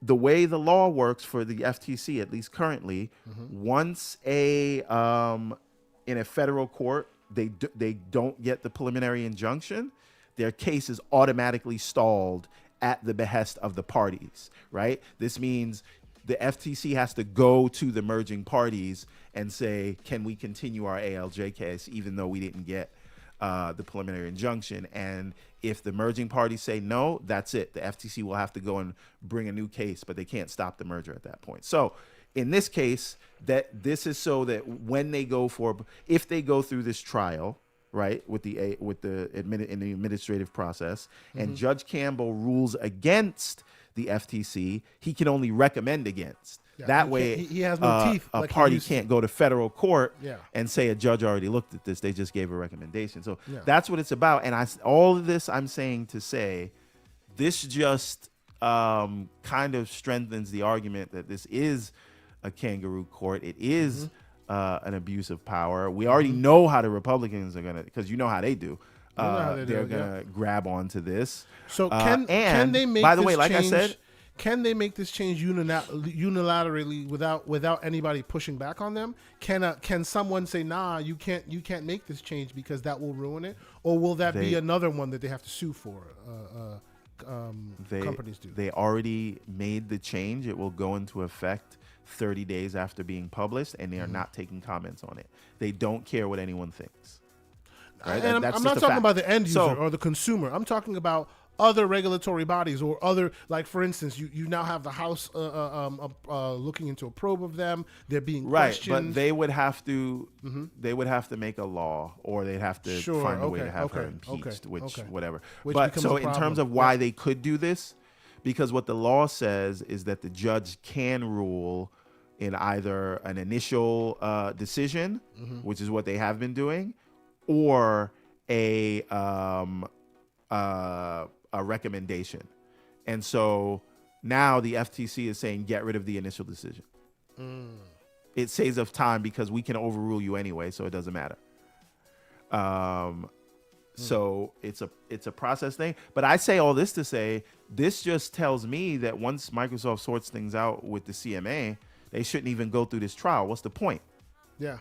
Try to close it. There's nothing legally stopping you, and then have your day in federal court. And then have your day in federal court because you want your day in federal court, and they're trying to stop you from getting your day in federal court because that's the end goal, and they're doing everything to slow that down. So you just say, screw it, we're just going to go full steam ahead, and that will automatically trigger that federal court anyway. Makes sense. Right. Okay. And to change this rule, Congress would have to create a new law that would govern we this all thing, know that is always the where innovation goes to die. Let's go write a new law. Well, no, it's not that. Here's what I worry about with these sort of bold actions, because politics is an art, and I know this is an enforcement arm, so it's not supposed to be about politics, but there are rules, right? And there are still no Republican members on the commission, and by law, it should be at least and two. You know that right? that will be this that's how, the way it's going to be until the administration changes. They're just going to be this way until that. You know, we've gotten too far down but here's the that problem political with rabbit hole for them to then go, oh, we're changing our minds now. We're going to go back and put it the way it should be by having representation from Republicans. For now, we're going to have to see a regime change before that happens. At least that's what I'm seeing. Right, but here's the problem. Here's the problem with all this, and I know we're interested because it's the Activision thing. But if you actually care about this stuff, right? And again, nobody should be on the side of mass consolidation or company power amassing. Sure, I get all that. However, if you believe in the stated mission of FTC via Lena Khan's leadership, if you continue to sort of remember, morale is at an all-time low, right? She has been, and this is a poll that the FTC does. This is not a propaganda talking point. Morale actually is at an all-time low. Resignations are at an all-time high. There is no balance in the commission in terms of parties and perspective. If you do not agree, that is not. These are the accusations, right? From a commission member, disagreement is not allowed, and you make a move like this because you feel like you can, and then that raises the ire of Congress, and they end up taking power away from the FTC. Have you done any good? Right? So you poked your finger in their eye. You've brought cases that you say you don't care about losing. Right? You make a change like this. You don't have the appearance of impropriety, right? So if your goal is to fight these corporations, which I think we all should agree with, are you going about it the best way if ultimately what will end up happening is you will lose even more power that the FTC had when you came in? So this come back to the question: do you want to be right, or do you want to make things right? Make things right, yeah. And I think that's a real question. So will all of this end up when the next administration comes in? First thing they're going to do is say you're fired, right? But after that, undo they're all going to the say the ridiculousness FTC needs to be reined in, and then it's going to be free reign, and then the FTC is not going to have the teeth they need to block. Isn't this exactly what happened before with Ajit Pai and all the other things, right? They were there. That was the FCC, but yes. The FCC, yes, but still, same idea. Yeah. It was the same idea. The pendulum swung all the way in the other direction to the point where things were being allowed that normally would not be allowed. So then, of course, the regime changes, and then they have to swing the pendulum all the way in the other direction to try to counteract all the stuff that happened before. It seems like in this instance with the FTC, more of the same is about to happen, right? They saw a lot of what they deem inappropriate. So they come in, they swing the pendulum all the way to the left, and now, of course, they may or may not lose their seats to be able to continue down that path, and then somebody else will swing it all the way the opposite direction. There's never any real ground where laws are made and then we move forward on them. It seems like every 48 years the ground is shifted beneath their feet, and then different decisions are made. And it looks like that's not going to change here. But I don't think the FTC, maybe the head of it would change, but the FTC hasn't really. Yeah, been on up right? until like, now they've been apolitical, but that changed with all of this, right? They've been apolitical up until now. Apolitical is because the commission was evenly distributed, like 5 people. Sure, You'll have an imbalance when based on who's at the top. That'll be the commissioner will be like the deciding vote, but it's usually 2 and 2, and then the president, nominates the chair. And then that chair can make that vote. But they don't always vote together, so you had that balance.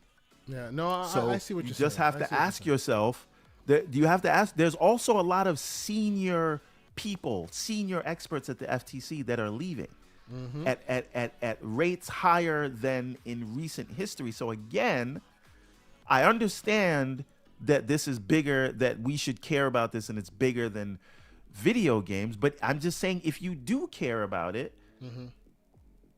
is the FTC going to end up weaker and not able to do its job as a result of these kind of that way. inartful lack of politics, right? Kind of thing. You know what I mean? Yeah. No. I definitely see what you're saying with that. It's an interesting. I appreciate place. you, Punty. I appreciate that comment. Thank you. Yeah. I see you, Punty. Good job, sir. Buck with a $2 super chat. He is prolific today, Buck. Thank you so much for being here. He says the GOP will make Khan their next AOC. Public enemy number 1. Interesting. Well, yeah, she does seem to be from that school, right? They seem to have their own, right?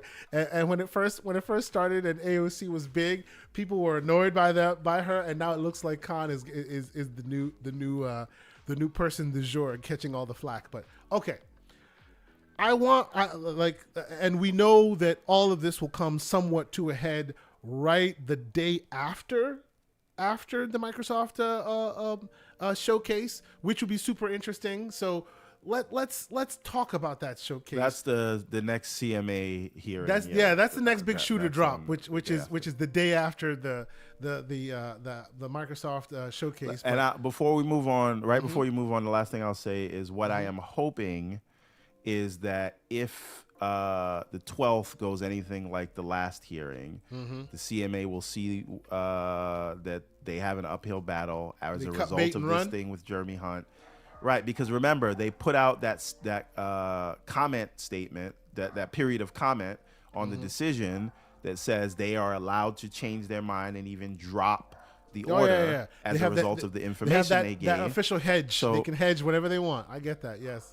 They can hedge, and hopefully between this meeting and between them seeing what Microsoft is going to bring into evidence and whether they can argue it or not, hopefully that they can come and work out a deal and maybe add a couple more remedies in there, and everybody can walk away saving face. And then the final boss. The final boss will be the FTC, and I think Microsoft will just try to move to close over it because you see what's going on. Yeah.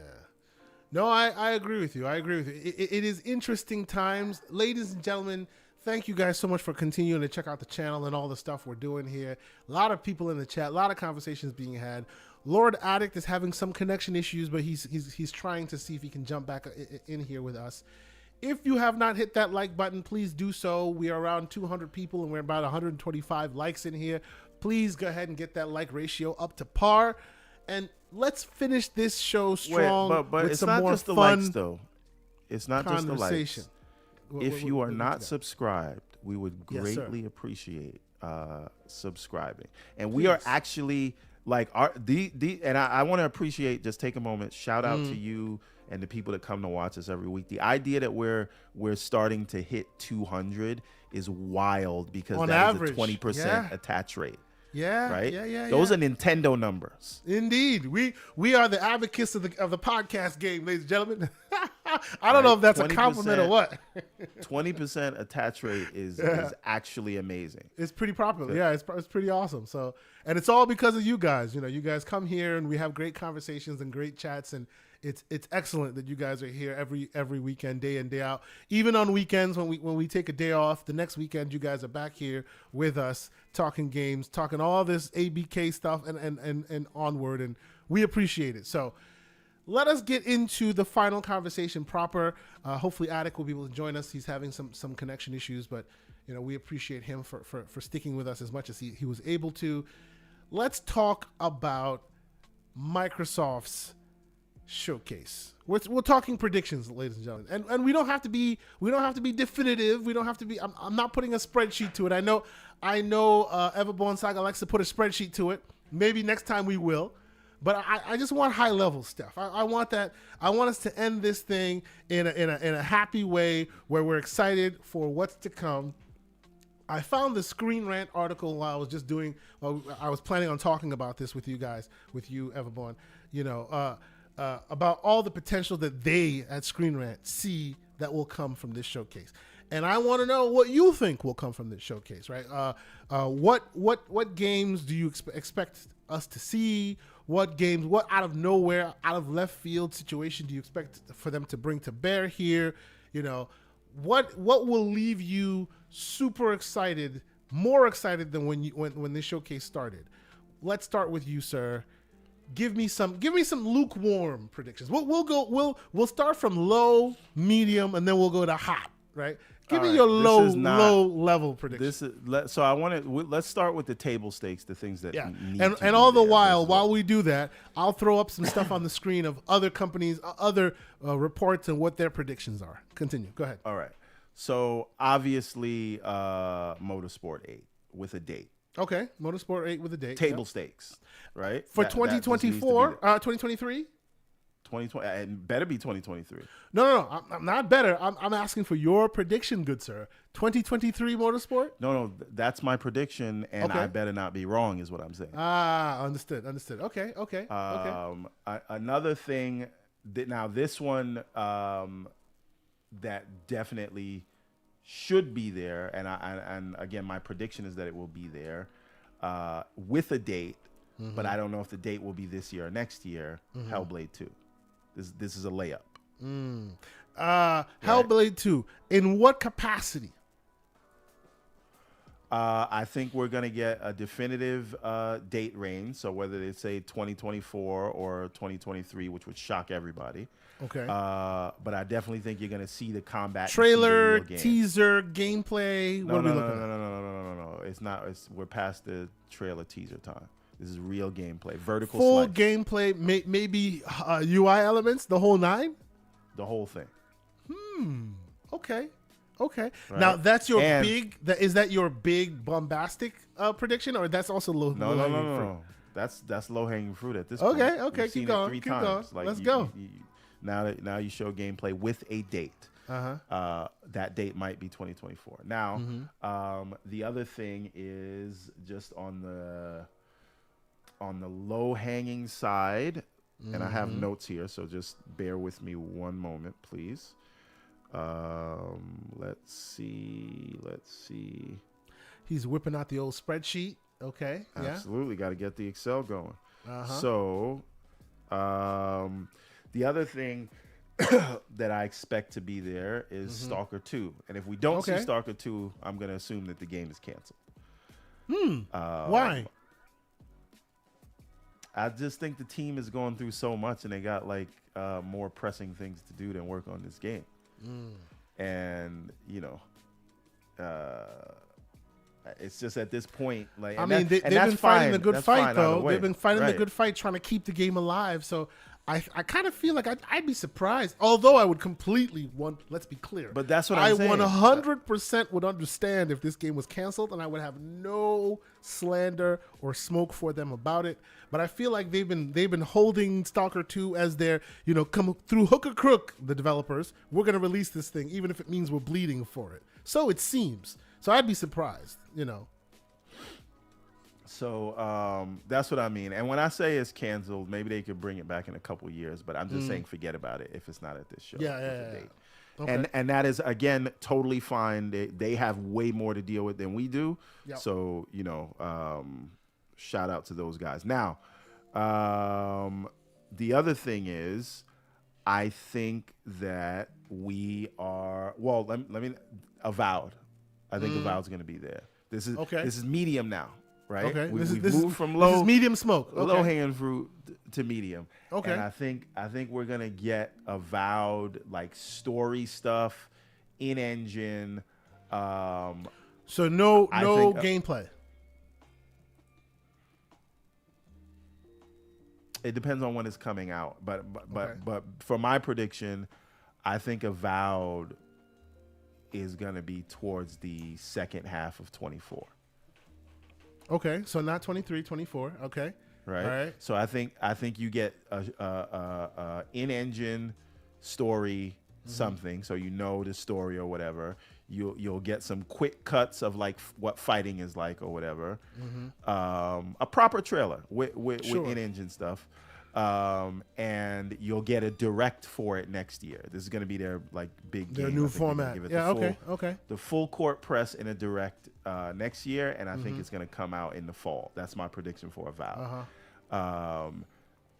And then you bring Contraband up. That's also important. Contraband should be there, but I don't know if it will be there. But the reason I think the reason I think I'm going to err on the side of it being there is because they're doing those recruitment videos for it now. Yeah. And they're happy to say, I'm working on Contraband and I'm doing this. And it was announced in 2021. So I think they should at least be able to show us what kind of game it was. And it'll be great because Fair Game seems like a Contraband ripoff. Yeah, kind of. Right? Kind of, yeah. So if they can say Sony showed you a cutscene of a game that you might get, here's Contraband right here, full gameplay. Let's go. Okay. All right. So hit me with some hot, like good smoke. Like if this happens, Everborn gets a new moniker. Okay. So Fable is going to end the show, and I think it is gonna look like a Pixar movie. Which, let's be clear. Let's be clear. wanna- That is not smoke, because Fable Legends looked like a Pixar movie. People just didn't see it. Yes, and I'm saying it's going to look like an amazing, because like we all looked at Mario. I know that's not Pixar, but that's Illumination. Sure. Yeah. But that looked like Ratchet and Clank, right? That's cartoony, but best graphics you ever seen. Maybe not the best, but you know what I'm saying. Yeah, so I think it's gonna be melt your face, playground style graphics, but it's gonna be cartoony. It's not gonna be Witcher style, and it is gonna be end of show. One more thing, show you the game, and then we'll get some kind of a date. But I definitely think So that's gonna be on the cartoon side. That's the burn the brain situation. You're gonna drop Fable, like show you full Fable gameplay or teaser? In engine. Okay. Right. So and then the basically wild cards. So basically, what Randall Thor said yesterday, if I'm not mistaken, he's also very much. I didn't hear the show yesterday. He's also very much on the in-engine train. He's very much in-engine Fable coming out. Okay. Last thing. These are the wild cards. Yeah. I do think we are either going to see Compulsion or In Exile's game. That's going to be the new, because everything we've talked about is stuff that are announced already, right? And Phil said there will be unannounced games. Yes. So I think we see Compulsion's game and or In Exile's game. I don't know that we see what do you call it? 3, the zombie game. Oh, you mean what the heck? State of Decay 3? State of Decay. I don't think we're gonna see that. Okay. And yeah, so Compulsion, and also, I think that Bethesda's gonna be there with something outside of, and they're gonna announce a new game, whether it's a new IP or something. So okay. All right, those are going to be those are yours. One those thing are yours. from Okay. Bethesda, 2 things from Microsoft. All right. So before I tell you mine, what starts the show? What ends the show? Those are the last parts I need to know from you. What starts the show? Well, we what already said ends they the end show? on Fable. So Fable ends. Okay. What starts? They're going to start the show with a new IP. Something And completely different. You've never seen Something before. completely different. Okay. And it's either going to be In Exiles or Compulsion or whatever, because I do think Bethesda's going to announce a new game there. Just one on top of Starfield. Okay. Coalition All right. is not going to be there. Coalition's not going to be there in any way, shape, or form. Yes. No, I don't think they're going to be there. All right. All right. I get you. Okay. Yeah, and Avowed and Hellblade will be somewhere in the middle. All right, and so that let me would give be you- a monster show, by the way. Sure. Okay. By my estimation, I won't say it's not a monster show, but it's what you're describing here is everything, with the exception of one that you just described. It's everything we've already known. Like they would basically put meat on everything they've already discussed with us up until now, with the exception of maybe one new IP, and then the rest would all be just the same thing. Like only it would fill in the gaps of everything we know. I'm saying 3 new IPs, right? Okay. I'm saying 2 from XGS, 1 from Bethesda. One for Bethesda. Okay. That's my okay. prediction. Okay. Mark that down if you want to call me Hey, Mr. Cleo. this is digital receipts, baby. It's good. It's good. All right. So let me give you mine. Okay. Obviously, Forza Motorsport, low hanging fruit. That's a given. That is 2023 market. That's a given. Low hanging fruit. That. If that's not there, it'll be surprising. And let's be clear. I'm gonna speak only to first party. Yes, there may be replaced. Yes, there may be other second to third party deals. Unlike what Microsoft did, unlike the mistakes that Microsoft makes and keeps putting third party release dates on their books, I won't hold third party release dates against them. Otherwise I'd be like, "Where's my Silk Song?" But that's neither here nor there. For dates, all I want is a year. I don't need a month. I'm okay with a month. A year is at least a minimum requirement for me. Yes. But see, so for example, like Replaced, it may or may not be there. I won't hold it against it if it's not, because it's not their burden to bear. It's a contract they've made, something like your Silk Songs. They'll come out when they come out, and those third party indies will do their best with it. And you can't expect them to adhere to a Microsoft release schedule. So even though Microsoft makes the mistake of putting them on the books, I don't think they should be. So I'll take them out of the equation. I'm also sure we're gonna get some very big Game Pass announcements. Obviously. Oh yeah. I agree. See, my low hanging fruit, I think Avowed starts the show. I agree with you that Avowed will be the big deal next year. I think that Avowed will be the monster game next year. I think it will be their Starfield for next year. Yes. So this year, hint. Instead of just the trailer, they may show you a bit more. I think you might start with that. If you don't start with that, you'll start with some some project code names that, although you haven't seen it, you've heard it, right? They'll start with something that Jez Corden has mentioned before. One of those known commodities will start the show, but Avowed will be seen in my estimation. I think Perfect Dark makes an appearance. Why? Because that game has been playable. That game has been playable for 2 years now. Even though it's in some form of disarray, right? And we've heard about it, and it's been well televised. It's been playable for 2 years now in some form or another. So possibly this. Now let's be clear. When I say this will be showed off, I'm not saying that Perfect Dark will be shown off in full gameplay and all of that. it may be more than a tease. It may be a bit more expounded than what we've seen up until to date for Is it first or third person? Actually, believe it or not, rumor has it it's both.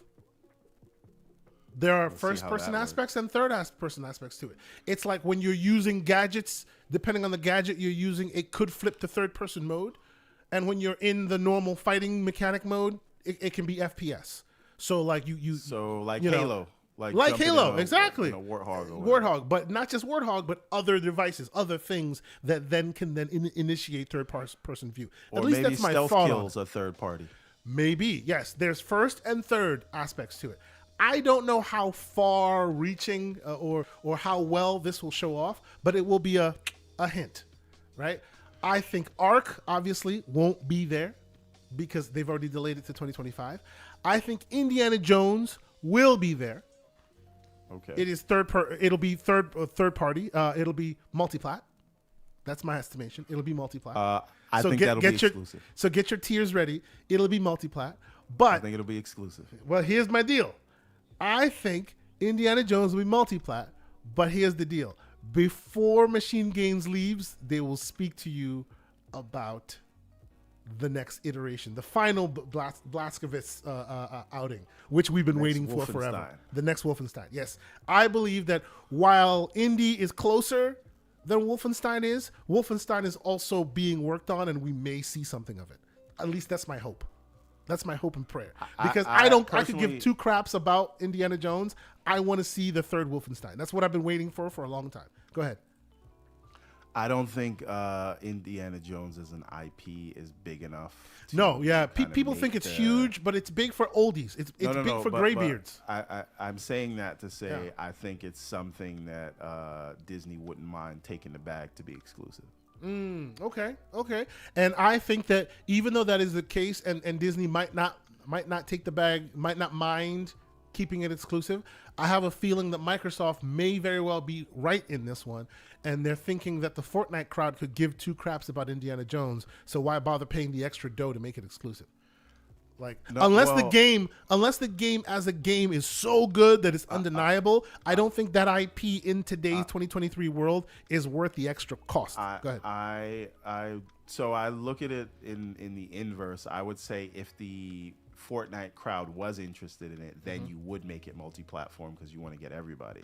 I think because this is more niche. But this is not a gas game. This is if it was a gas game, it's different. It's not a gas game. So if it is a known commodity, then you exclusivize it and make people come to you. But it's not a known commodity.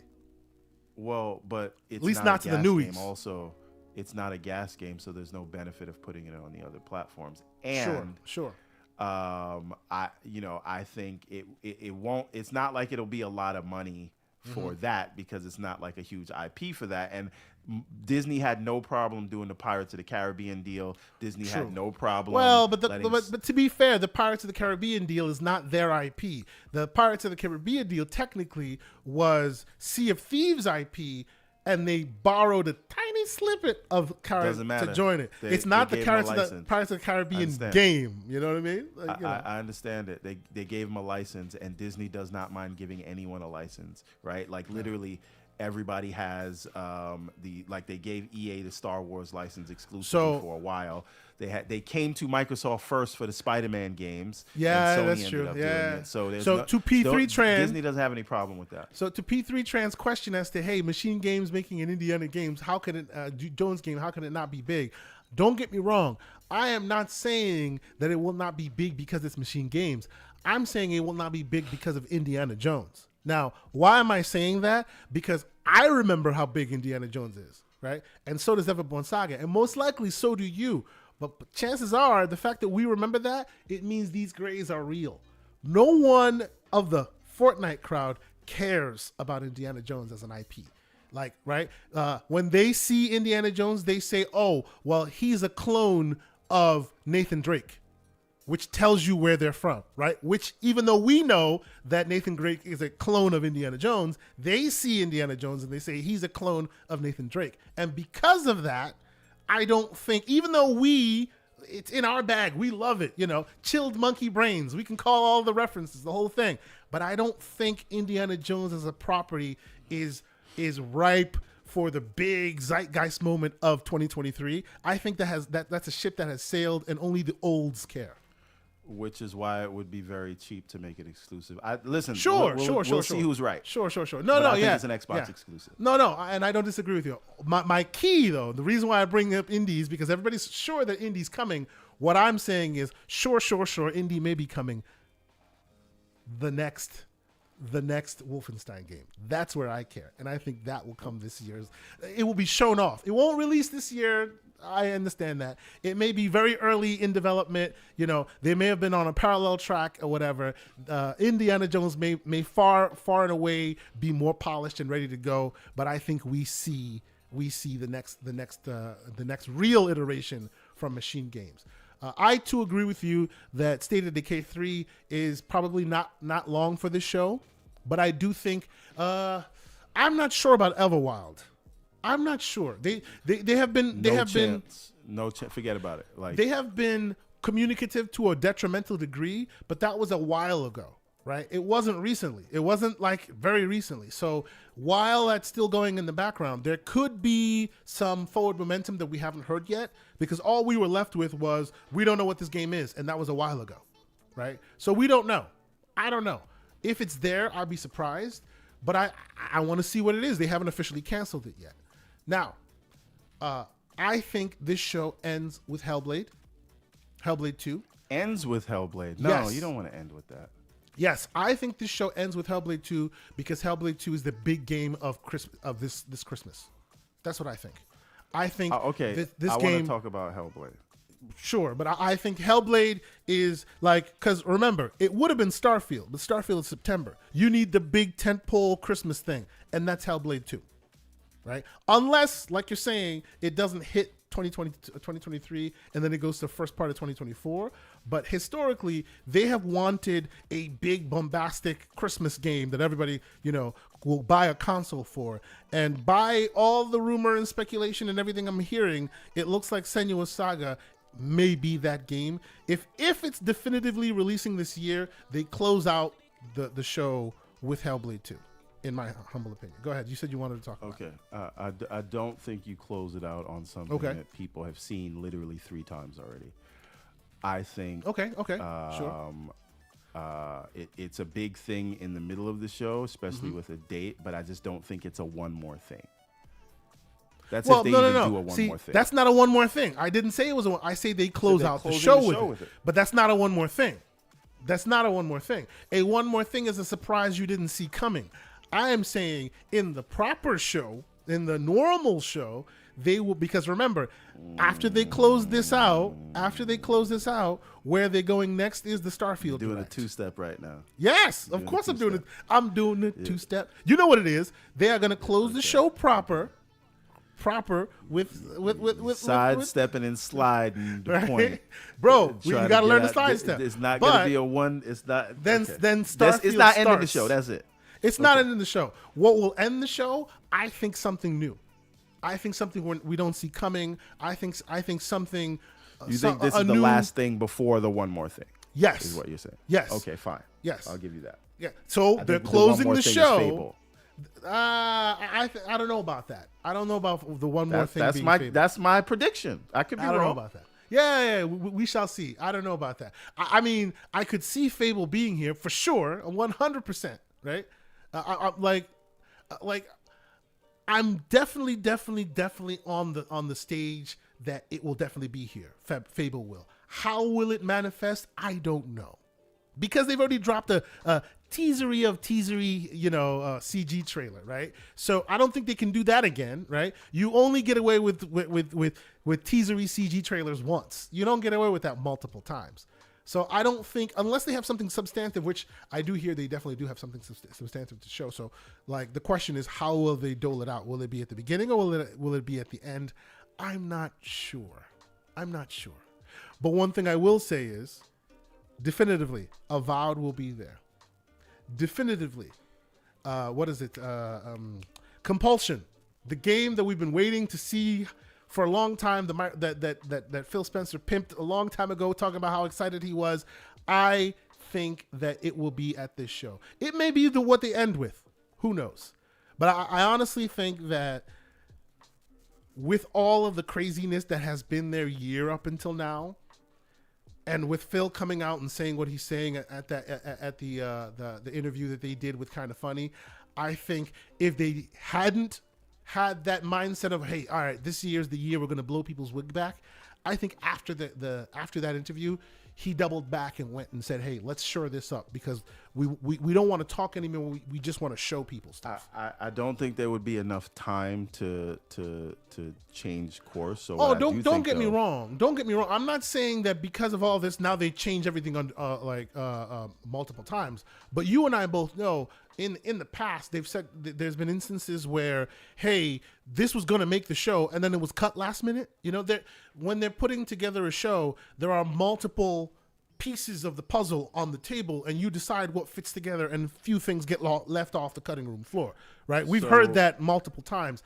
I feel like within that mindset, with the backdrop of what they talked about in the Kind of Funny interview, also with the PlayStation Showcase doing what they did, I feel like some of those puzzles that have been left on the cutting room floor will be reevaluated for the best hit because they have the momentum for it. Go ahead. So, Isildur's Bane in the chat, by the way, that's an amazing excellent name, sir. Excellent name, sir. Continue. He says, why would Fable be the one more thing if they already teased the game? Doesn't make sense. They're starting the show with Fable. So let me tell you why I disagree.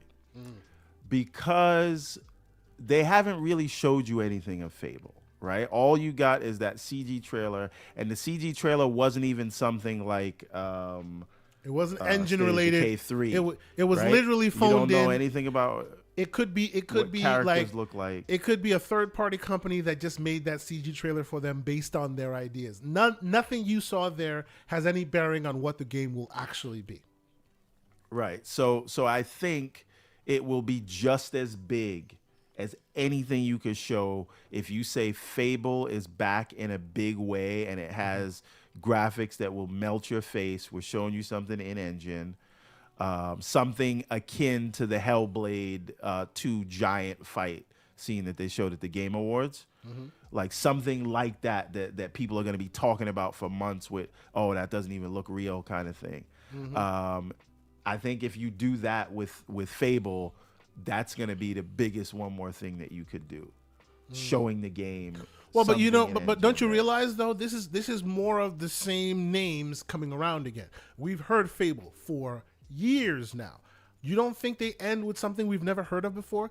The same code names coming back around and around and around and around. Like I'm hoping that we leave this showcase with new names to talk about, not the same ones over and over again. What do you think?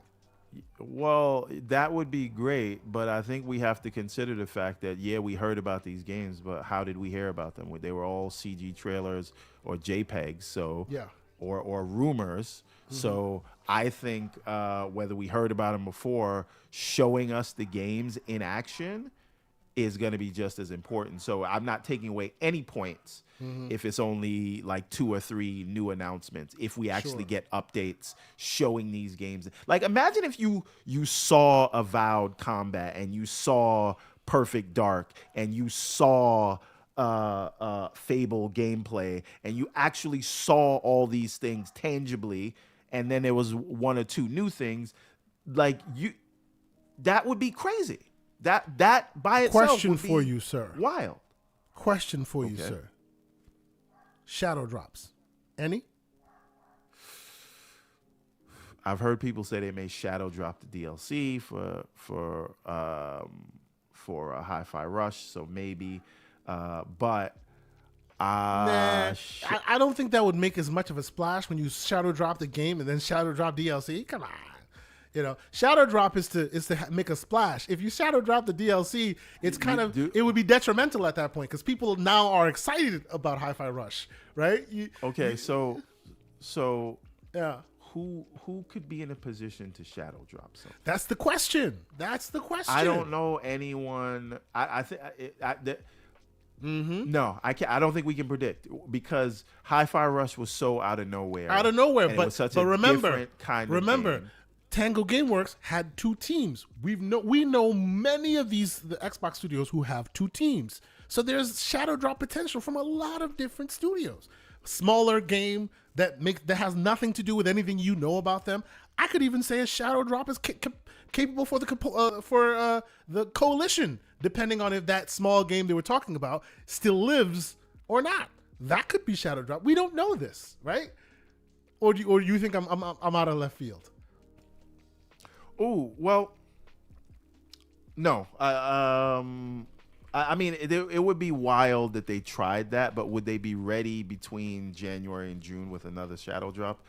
I don't know. I think if they do another shadow drop, come on. Let's be clear here. To be fair, shadow drop does not require ready. It's like you drop it because it's hot.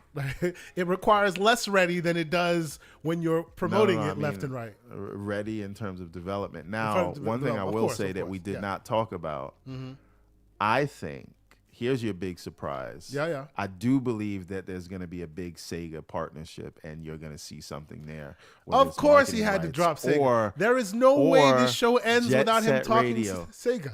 What if the one more thing is Jet Set Radio exclusive to Xbox?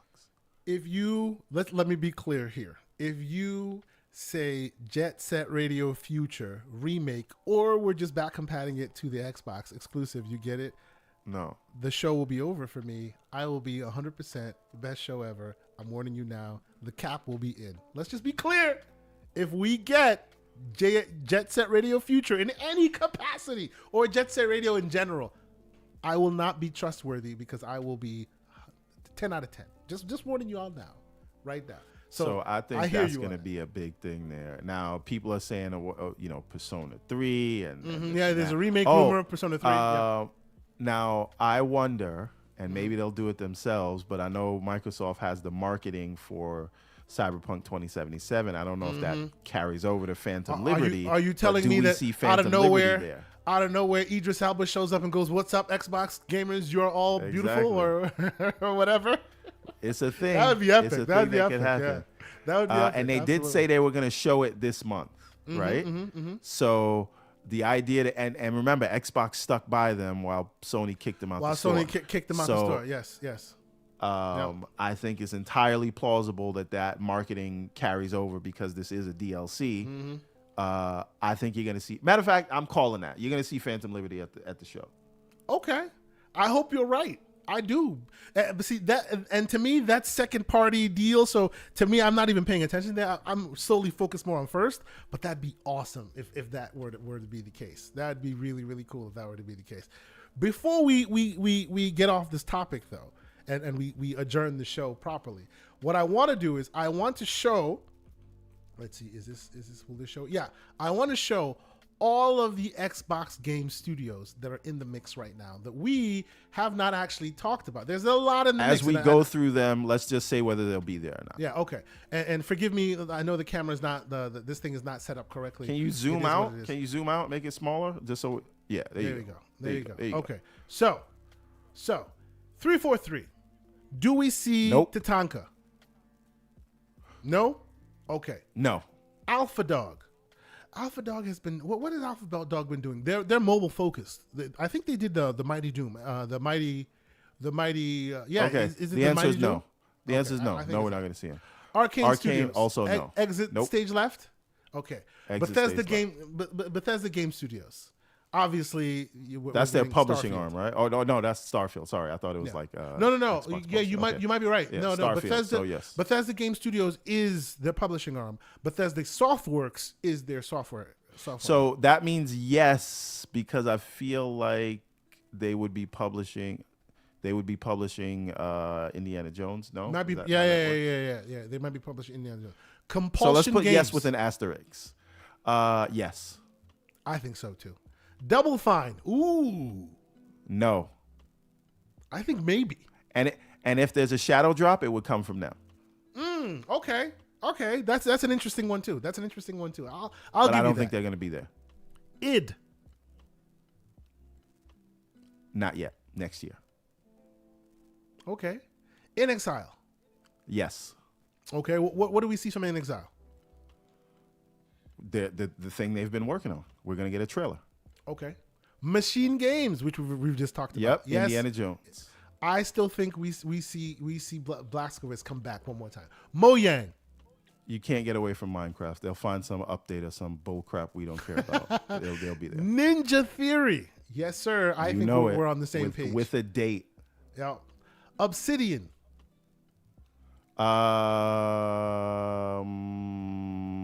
Yes, because of Avowed. But because the reason I said that, I was thinking of Outer Worlds 2, and I knew that wasn't ready. Still too early.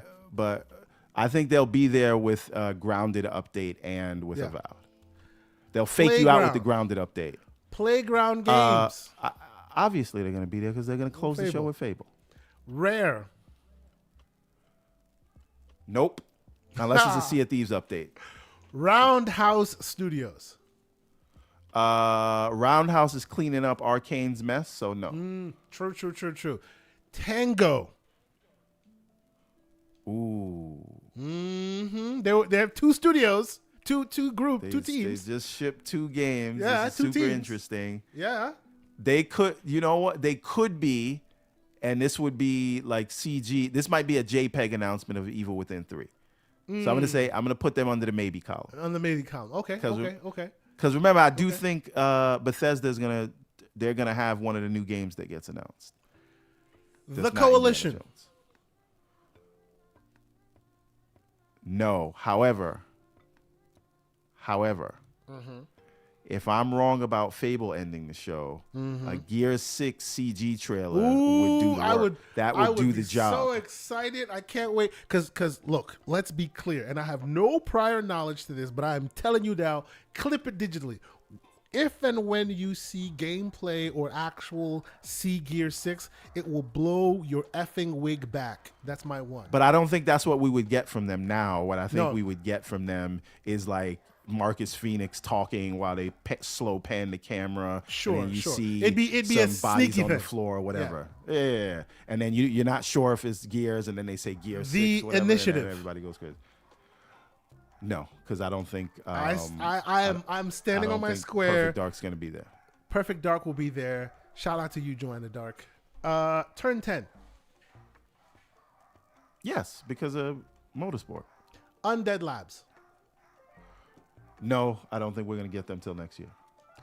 World's Edge. Yes, because I do think we're gonna get Age 4 on Xbox. I agree with you. I do. Xbox Game Studio Publishing. Now that's a misnomer because you're going to get a bunch of them. Yes. No. But well, how many second party deals do you think we're going to get? My answer is yes because of Contraband. I think Contraband plus maybe something else, not just Contraband. Okay. ZeniMax Online. I think yes because they'll tease whatever like MMO thing they're working on right now. I think that there's a tease happening there. Also, it makes sense, people. I see people are kind of upset, not in this chat, because we have more class and culture than that. But it is an MMO. Those are the kind of games that you would make multi-platform. Yeah, the absolutely. Single player stuff. Yep. And by the way, if you're worried about what the PlayStation guys get, they only like single player games, so they probably won't play it anyway. So that was a joke. It was a joke. Okay. Go ahead. Continue. So no, I just don't think it's a big deal. And again, games as a service, those kind of things should be everywhere. You want as many people as possible. It's the single player stuff, like the Hi-Fi Rushes and the Starfields and the Elder Scrolls 6. Those are the things that you use to build up the platform. Okay. Any thought to shocking, like news that we didn't expect? Hardware, Nope. the what do you call it? The family plan, any of that stuff. Nope. I do think this show is going to be big, right? Like in terms of a big news maker. And I think the game reveals are going to surprise people. And I also think we're going to truly see the power of the Series X finally at this show. That's my bold prediction. You think they'll have a game that uses actual console features? I think several games, and you're going to see, and they're going to look right up there with some of these beautiful PlayStation games that you see, if not better. Final question, and then we'll end this today because I think we're right at the end of it. Do you see captured on PC, captured on Xbox? Is that a thing that has now permeated enough to where I think it you will will happen? see. Or I think you do will we still see the greatest footage and then we're left to think about where it came from? I think you will see captured on Series X for Forza and maybe Hellblade, but that's it. Oh, so you're thinking it'll just be for the big guys and then they'll leave the rest to your imagination? No, because those are further along, right? And the Okay, optimization happens in the end. So I think Forza is the one where you can do it, and it'll look, because they did that they did that with Flight Sim, right? Flight Sim was like, this is running on a Series X, and they showed it to you, and it looked great. So I think they'll do that with Forza. Hellblade, maybe, but I think that would be the only one. Like the other stuff we're talking about, these in-engine stuff, I think you're seeing that on dev kits and PC, you know what I mean, 4090s or whatever. So I will put this out here, and I will be inevitably wrong, but I'm still going to put it out there anyway because I want it to happen so bad that I can taste it. It's not going to happen, but I'm still going to do it anyway. I want shocking news. I want some hardware, even if it's like, oh, we're partnering with Asus, so the ROG Ally is now the official like handheld of the Xbox or something like that. I want some kind Focus on of the games. Well, no. Don't get me wrong. I'm not saying do that instead of the games. I'm saying do that in addition to the games. You know, because that's one thing Microsoft has like, people give them short shrift on this, but I really do believe that that's one thing they've brought to gaming that like people don't give them credit for. Right? Sony brings Hollywood to gaming, and people love that. Right? Microsoft brings really good, interesting technology and like features that you didn't think you need, and then all of a sudden it's there, and you're just like, wow, this changes the game for gaming forever, right? I don't want them to lose that because, focus on the games because Sony does games, you should do games better. I want them to do that, focus on the games. I'm not saying that, right? But what makes you unique is your innovation and your technical prowess and all of that, and I want them to continue to bring that to bear. I'm hoping they continue that in this as well, right? Some crazy whiz-bang feature, maybe more back compat, maybe more quick resume level kind of technologies that really surprise people, right? Because even though, yes, games is king, and I won't deny that, people were really surprised, taken aback, and pleasantly surprised at what Xbox is bringing. Okay, as far as that here's a wild card that I don't believe will happen at all. But since we just want to get crazy and we're having fun. we're at the last bit of it. Throw it to the wall. Phil see if it Spencer brings out Lars and say we've entered into a strategic partnership with Embracer Group. He's literally giving me what I've wanted. Like we've been going back and forth forever. Pause. He's Mr. Sega. Stop that. He's Mr. Sega. I've said this to y'all before. Embracer Group is out here, and now finally, the Everborn saga has come to seeing things my way. Lars shows up and goes, by the way, here's Crystal D and everything included. Never gonna happen. Can't do it till this ABK thing is done. But I do think Embracer would be amenable to get that off their books now for a markup. But that being said, they had this partnership that was worth whatever. Mm-hmm. We're extending our partnership, or we got a new partnership with Embracer Group where all of their games that they produce are going to come to Game Pass, something like that. And that'll make up for the $2 billion they lost over the 10 years. And as Tim Per 21 says, that would be insane. Yes, it would, sir. Yes, it would. And I wouldn't be surprised. I wouldn't, because it looks like Microsoft is trying to fill this Netflix of games right now. Embracer after that, if you saw that interview. So Embracer on their knees. Ubisoft on their knees. Heck, even Square Enix on their knees right now. So it'll be bunch of interesting conversations. By the way, my argument that I made the other week about paying Ubisoft X amount of money, there's actually a really easy avenue to do that because their Ubisoft Plus is actually day and date. Yeah. It's just very expensive. So they could pay. I'm just saying there's a mechanism. Microsoft could supplement the can, Ubisoft Plus price, and that pays for the development, and then just put it into Game Pass. Right, and they just and all they're gonna sell it as Ubisoft Plus day one stuff is here. Is there? You pay. And Ubisoft, in the background, Microsoft whatever. supplements, gives Ubisoft the money they need to stay whole.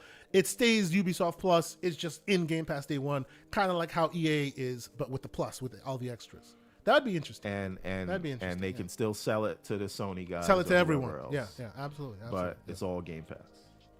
So all right, we're leaving it here. That's we're the leaving wild it card. here. We're leaving it here. Folks in the chat, please, if there's any last minute things that we forgot, go ahead and mention it. Go ahead and throw it in the chat. One thing. Someone did mention something. What did they mention? This is their prediction. Microsoft announces something like live streaming cloud games on Twitch or something.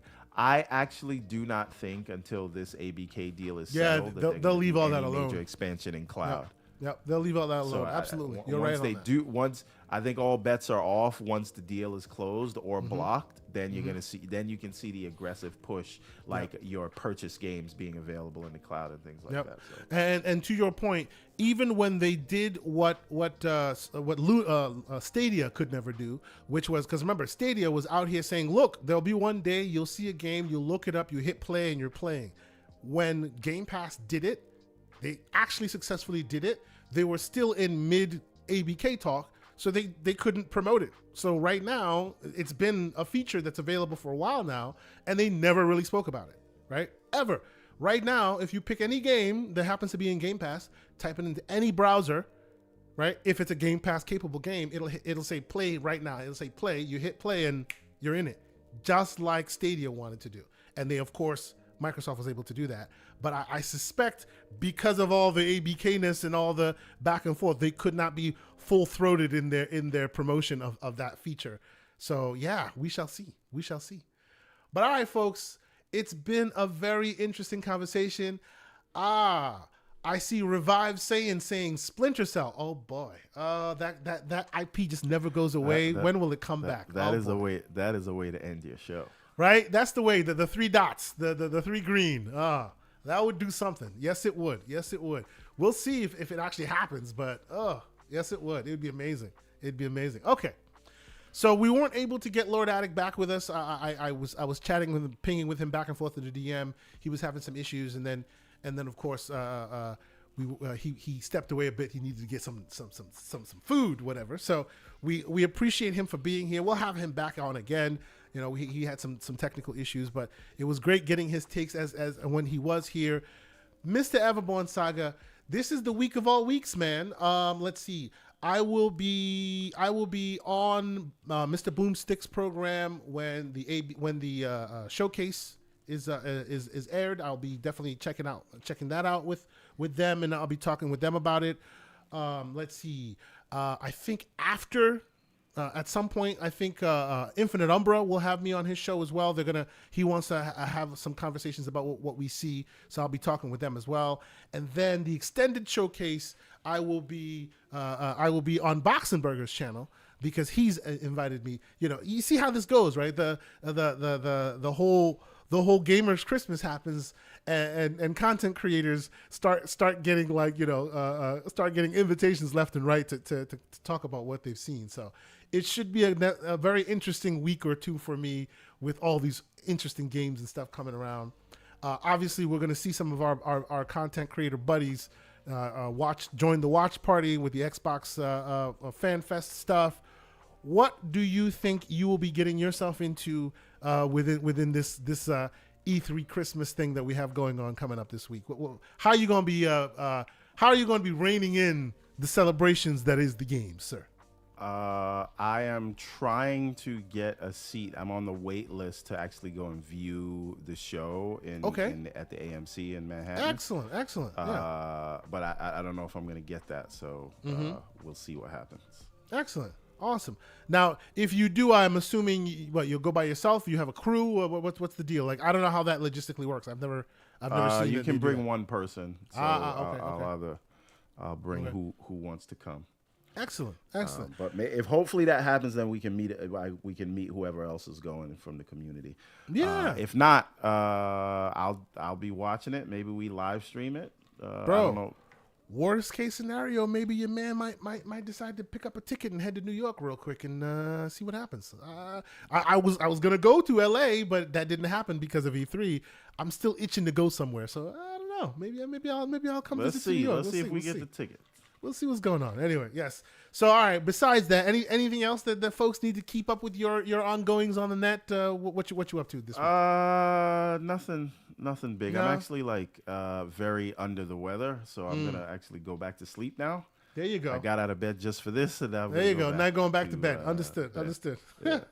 All right. Well, for me, I'll be, as I've regaled y'all, I'll be, putting the show notes together, getting all this stuff together. You'll catch me on all these various great other shows that will be coming up, talking about all the stuff that we're going to be paying attention to. I really, really hope this ends with us completely excited about the new face of Xbox and how we're moving forward and excellence and all of that. I am excited to see them pull it out. If they don't, though, you will catch us here next week being slanderous about what we saw and how ridiculous they were.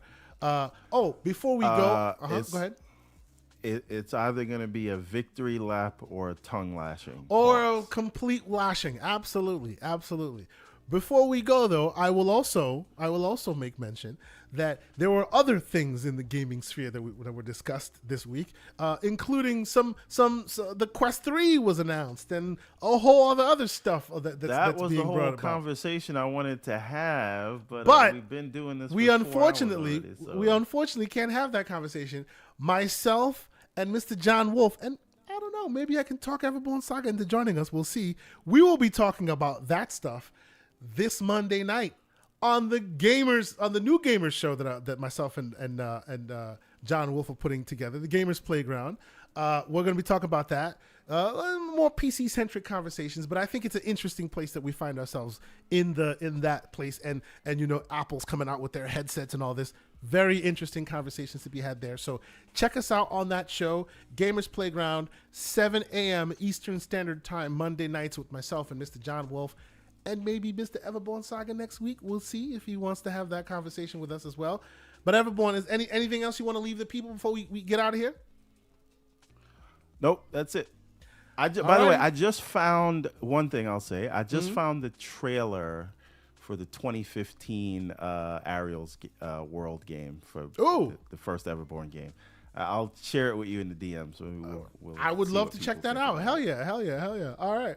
Well, for myself, Mr. Everborn Saga, and our special guest, Lord Addict ILP. We appreciate him for being here. We will definitely get him back for a full show next time. But it's been a great week, great conversation with you, Mr. Everborn Saga. Lots of other things to be talked about. Lots of other games to be played. Lots of gaming discussions to be listened to. So go on your YouTubes. Go check out Living Split Screen. Go check out all the other folks that are still having great conversations right now. And we will check out all of the fun stuff coming up this week, and we'll talk to you guys next week. Have a good weekend, folks. And until next weekend, peace.